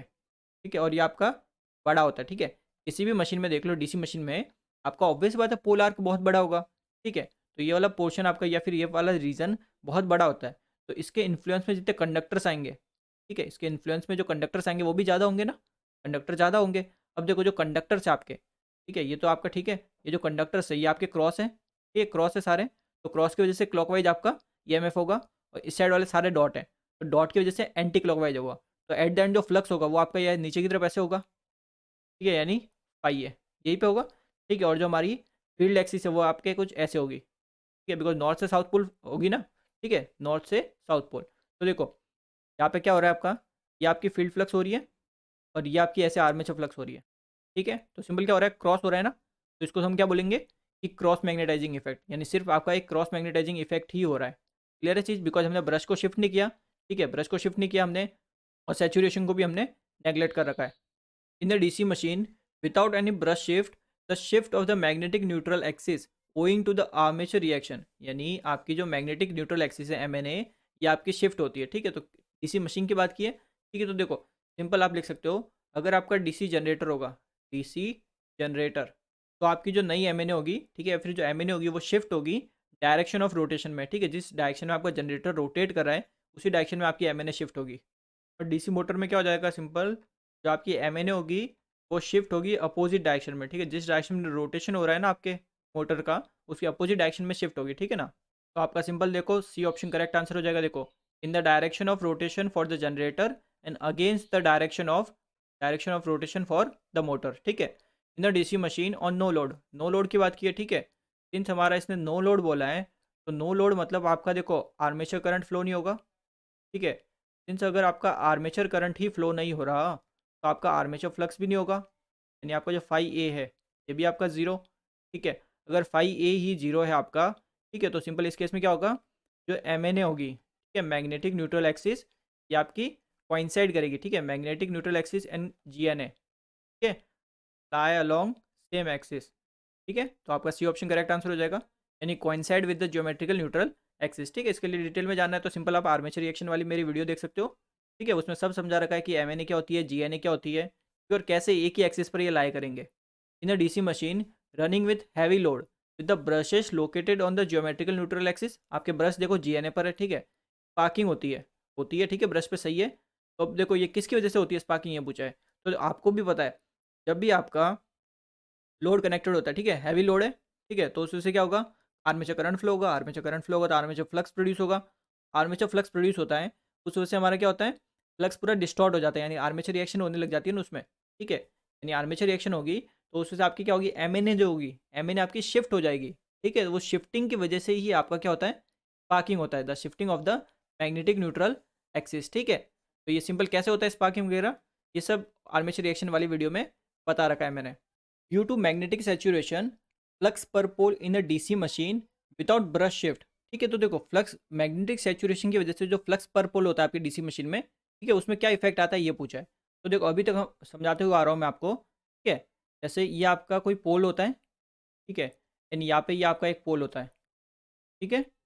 तो ये हमारा नॉर्थ पोल, ये हमारा साउथ पोल, ठीक है, और ये हमारा यहाँ पे रोटर। क्लियर है। तो जो रिजल्टेंट फ्लक्स हम कुछ ऐसे बनाते थे, इतनी देर से बनाते हुए आ रहे हैं, ठीक है। तो ये हमारा होता है रिजल्टेंट फ्लक्स, ठीक है। तो इस रिजल्टेंट फ्लक्स में क्या समझते हैं हम, कि यहाँ पे आपकी फ्लक्स की स्ट्रेंथनिंग होती है इन दोनों टिप पर, ठीक है, और यहाँ पे आपकी होती है वीकनिंग, यानी यहाँ पे आपका फ्लक्स वीक होता है, यहाँ पे आपका फ्लक्स स्ट्रांग होता है, ठीक है, यानी बढ़ता है यहाँ पे फ्लक्स। तो देखो जब आप रिजल्टेंट फ्लक्स लिखते हो पाई आर, वो क्या होता है, field flux plus armature flux, ठीक है। तो दोनों का क्या होना चाहिए, एडिशन, यानी फ्लक्स क्या होना चाहिए, बढ़ना चाहिए ना, ठीक है, या तो आपको कोई प्रॉब्लम नहीं है। अब देखो जब आप मैग्नेटिक सेचुरेशन में देखते हो, मैग्नेटिक सेचुरेशन क्या होता है, सिंपल बी एच कर्व जो पढ़ते हो आप, ये हो गया बी, ठीक है, since magnetic flux density flux पे डिपेंड करती है सीधी, और जो ये आपका आ गया एच, एच आपका सिंपल करंट पे डिपेंड करता है, ठीक है। जब आप इन दोनों के बीच में कर्व प्लॉट करते हो, ठीक है, तो ये एकदम लीनियर, देन यहाँ से ये सेचुरेट होना लग जाता है, ठीक है, ये आपका सेचुरेट हो गया, सेचुरेट मतलब उसके बाद ये चीज़ वैल्यू इसकी बढ़ेगी नहीं, ठीक है। मान लेते कहीं पे यहाँ पे ये सेचुरेट होने लग गया, ठीक है ना। अब देखो मैं क्या करता हूँ, एक छोटी सी सिंपल यहाँ से फ्लक्स डेंसिटी लेता हूँ इतनी सी, ठीक है, ये यहाँ पे इतनी सी मैंने ये फ्लक्स डेंसिटी ले ली, ठीक है। अब देखो मेरे को क्या करना है, इतनी सी वैल्यू, ठीक है, ये देखो एकदम बहुत छोटी है ना, इतनी सी वैल्यू है, वेरी स्मॉल। अगर देखो मेरे को फ्लक्स डेंसिटी की वैल्यू इतनी सी वैल्यू, इतनी सी वैल्यू अगर मेरे को बढ़ानी है फ्लक्स डेंसिटी की, तो मेरे को देखो करंट इतना ज़्यादा चाहिए, ठीक है। साफ दिख रहा है कि देखो ये वैल्यू तो बहुत कम है और ये वैल्यू मेरी बहुत ज़्यादा है, ठीक है, यानी मेरे को बहुत ज़्यादा करंट चाहिए इतना सा फ्लक्स बढ़ाने के लिए। तो यहाँ से आप क्या समझते हो कि फ्लक्स को बढ़ाना बहुत मुश्किल है, ठीक है, फ्लक्स बहुत ईजिली नहीं बढ़ता, यानी फ्लक्स का आपका जो स्ट्रेंथनिंग इफेक्ट होता है, ठीक है, स्ट्रेंथनिंग इफेक्ट, और एक होगा वीकनिंग इफेक्ट, ठीक है, यानी फ्लक्स का बढ़ने का उसको बोल दिया स्ट्रेंथिंग, फ्लक्स के कम होने का उसको बोल दिया वीकनिंग इफेक्ट। तो फ्लक्स का जो स्ट्रेंथनिंग इफेक्ट होता है वो इतना आपका स्ट्रॉन्ग नहीं होता, बिकॉज बढ़ाना उसको बहुत ज़्यादा हाई वैल्यू की आपको क्या चाहिएगा, करंट चाहिएगा। क्लियर है चीज़। तो यहाँ से हम क्या समझते हैं कि जो आपका वीकनिंग इफेक्ट होता है फ्लक्स का, वो बहुत स्ट्रांग होता है कंपेयर टू स्ट्रेंथनिंग, यानी यहाँ पे आपका फ्लक्स स्ट्रेंथ तो हो गया, बढ़ तो गया, ठीक है, बट यहाँ पे आपका वीक है, ठीक है, इन दोनों जगह पर वीक है फ्लक्स। तो सिंस आपका स्ट्रेंथनिंग इफेक्ट इतना स्ट्रांग नहीं होता, ठीक है, और वीकनिंग इफेक्ट बहुत स्ट्रांग होता है, तो उस वजह से एट द एंड जो रिजल्टेंट फ्लक्स आएगा इन दोनों का, ठीक है, रिजल्टेंट फ्लक्स ये आपका क्या आएगा, डिक्रीज आएगा, ठीक है, उल्टा बढ़ेगा नहीं, उल्टा कम हो जाएगा, ठीक है। आर्मेचर रिएक्शन में दो इफेक्ट पड़ते हैं, क्रॉस मैग्नेटाइजेशन और डीमैग्नेटाइजेशन। तो डीमैग्नेटाइजेशन का मतलब यही तो होता है कि आपका फ्लक्स क्या हो, रिजल्टेंट फ्लक्स कम हो जाए।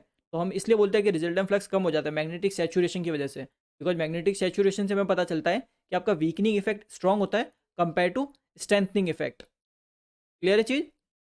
तो इसलिए हम देखो क्या बोलते हैं, due to the magnetic saturation the decrease flux density, यानी जो आपकी फ्लक्स डेंसिटी डिक्रीज हुई है वो ज़्यादा होती है कंपेयर टू जितनी फ्लक्स डेंसिटी आपकी इंक्रीज हुई है। तो एट द एंड इससे क्या होता है, रिजल्टेंट फ्लक्स आपका डिक्रीज हो जाता है, ठीक है। तो हम सिंपल क्या बोलेंगे, decrease in both the generator and motor with the load, ठीक है, लोड के साथ आपका बोथ जनरेटर और मोटर जो होगी दोनों में आपका क्या होगा, फ्लक्स पर पोल डिक्रीज होगा। क्लियर है चीज़। If the brushes are given a small amount of forward shape in case of DC generator the armature reaction effect will be. तो आर्मेचर रिएक्शन में दो इफेक्ट होते हैं, ठीक है, डीमैग्नेटाइजेशन और क्रॉस मैग्नेटाइजेशन। क्लियर है। तो दोनों इफेक्ट होंगे सिंपली, एक तो होगा देखो पार्टली डीमैग्नेटाइजेशन, यानी थोड़ा आपका डीमैग्नेटाइजेशन और थोड़ा आपका क्रॉस मैग्नेटाइजेशन, ठीक है, दोनों होंगे इफेक्ट आपके। ये ऑप्शन आपका करेक्ट आंसर। तो आज के लिए बस इतना ही करेंगे, बाकी क्वेश्चन हम अगली वीडियो में करेंगे। Thank you very much.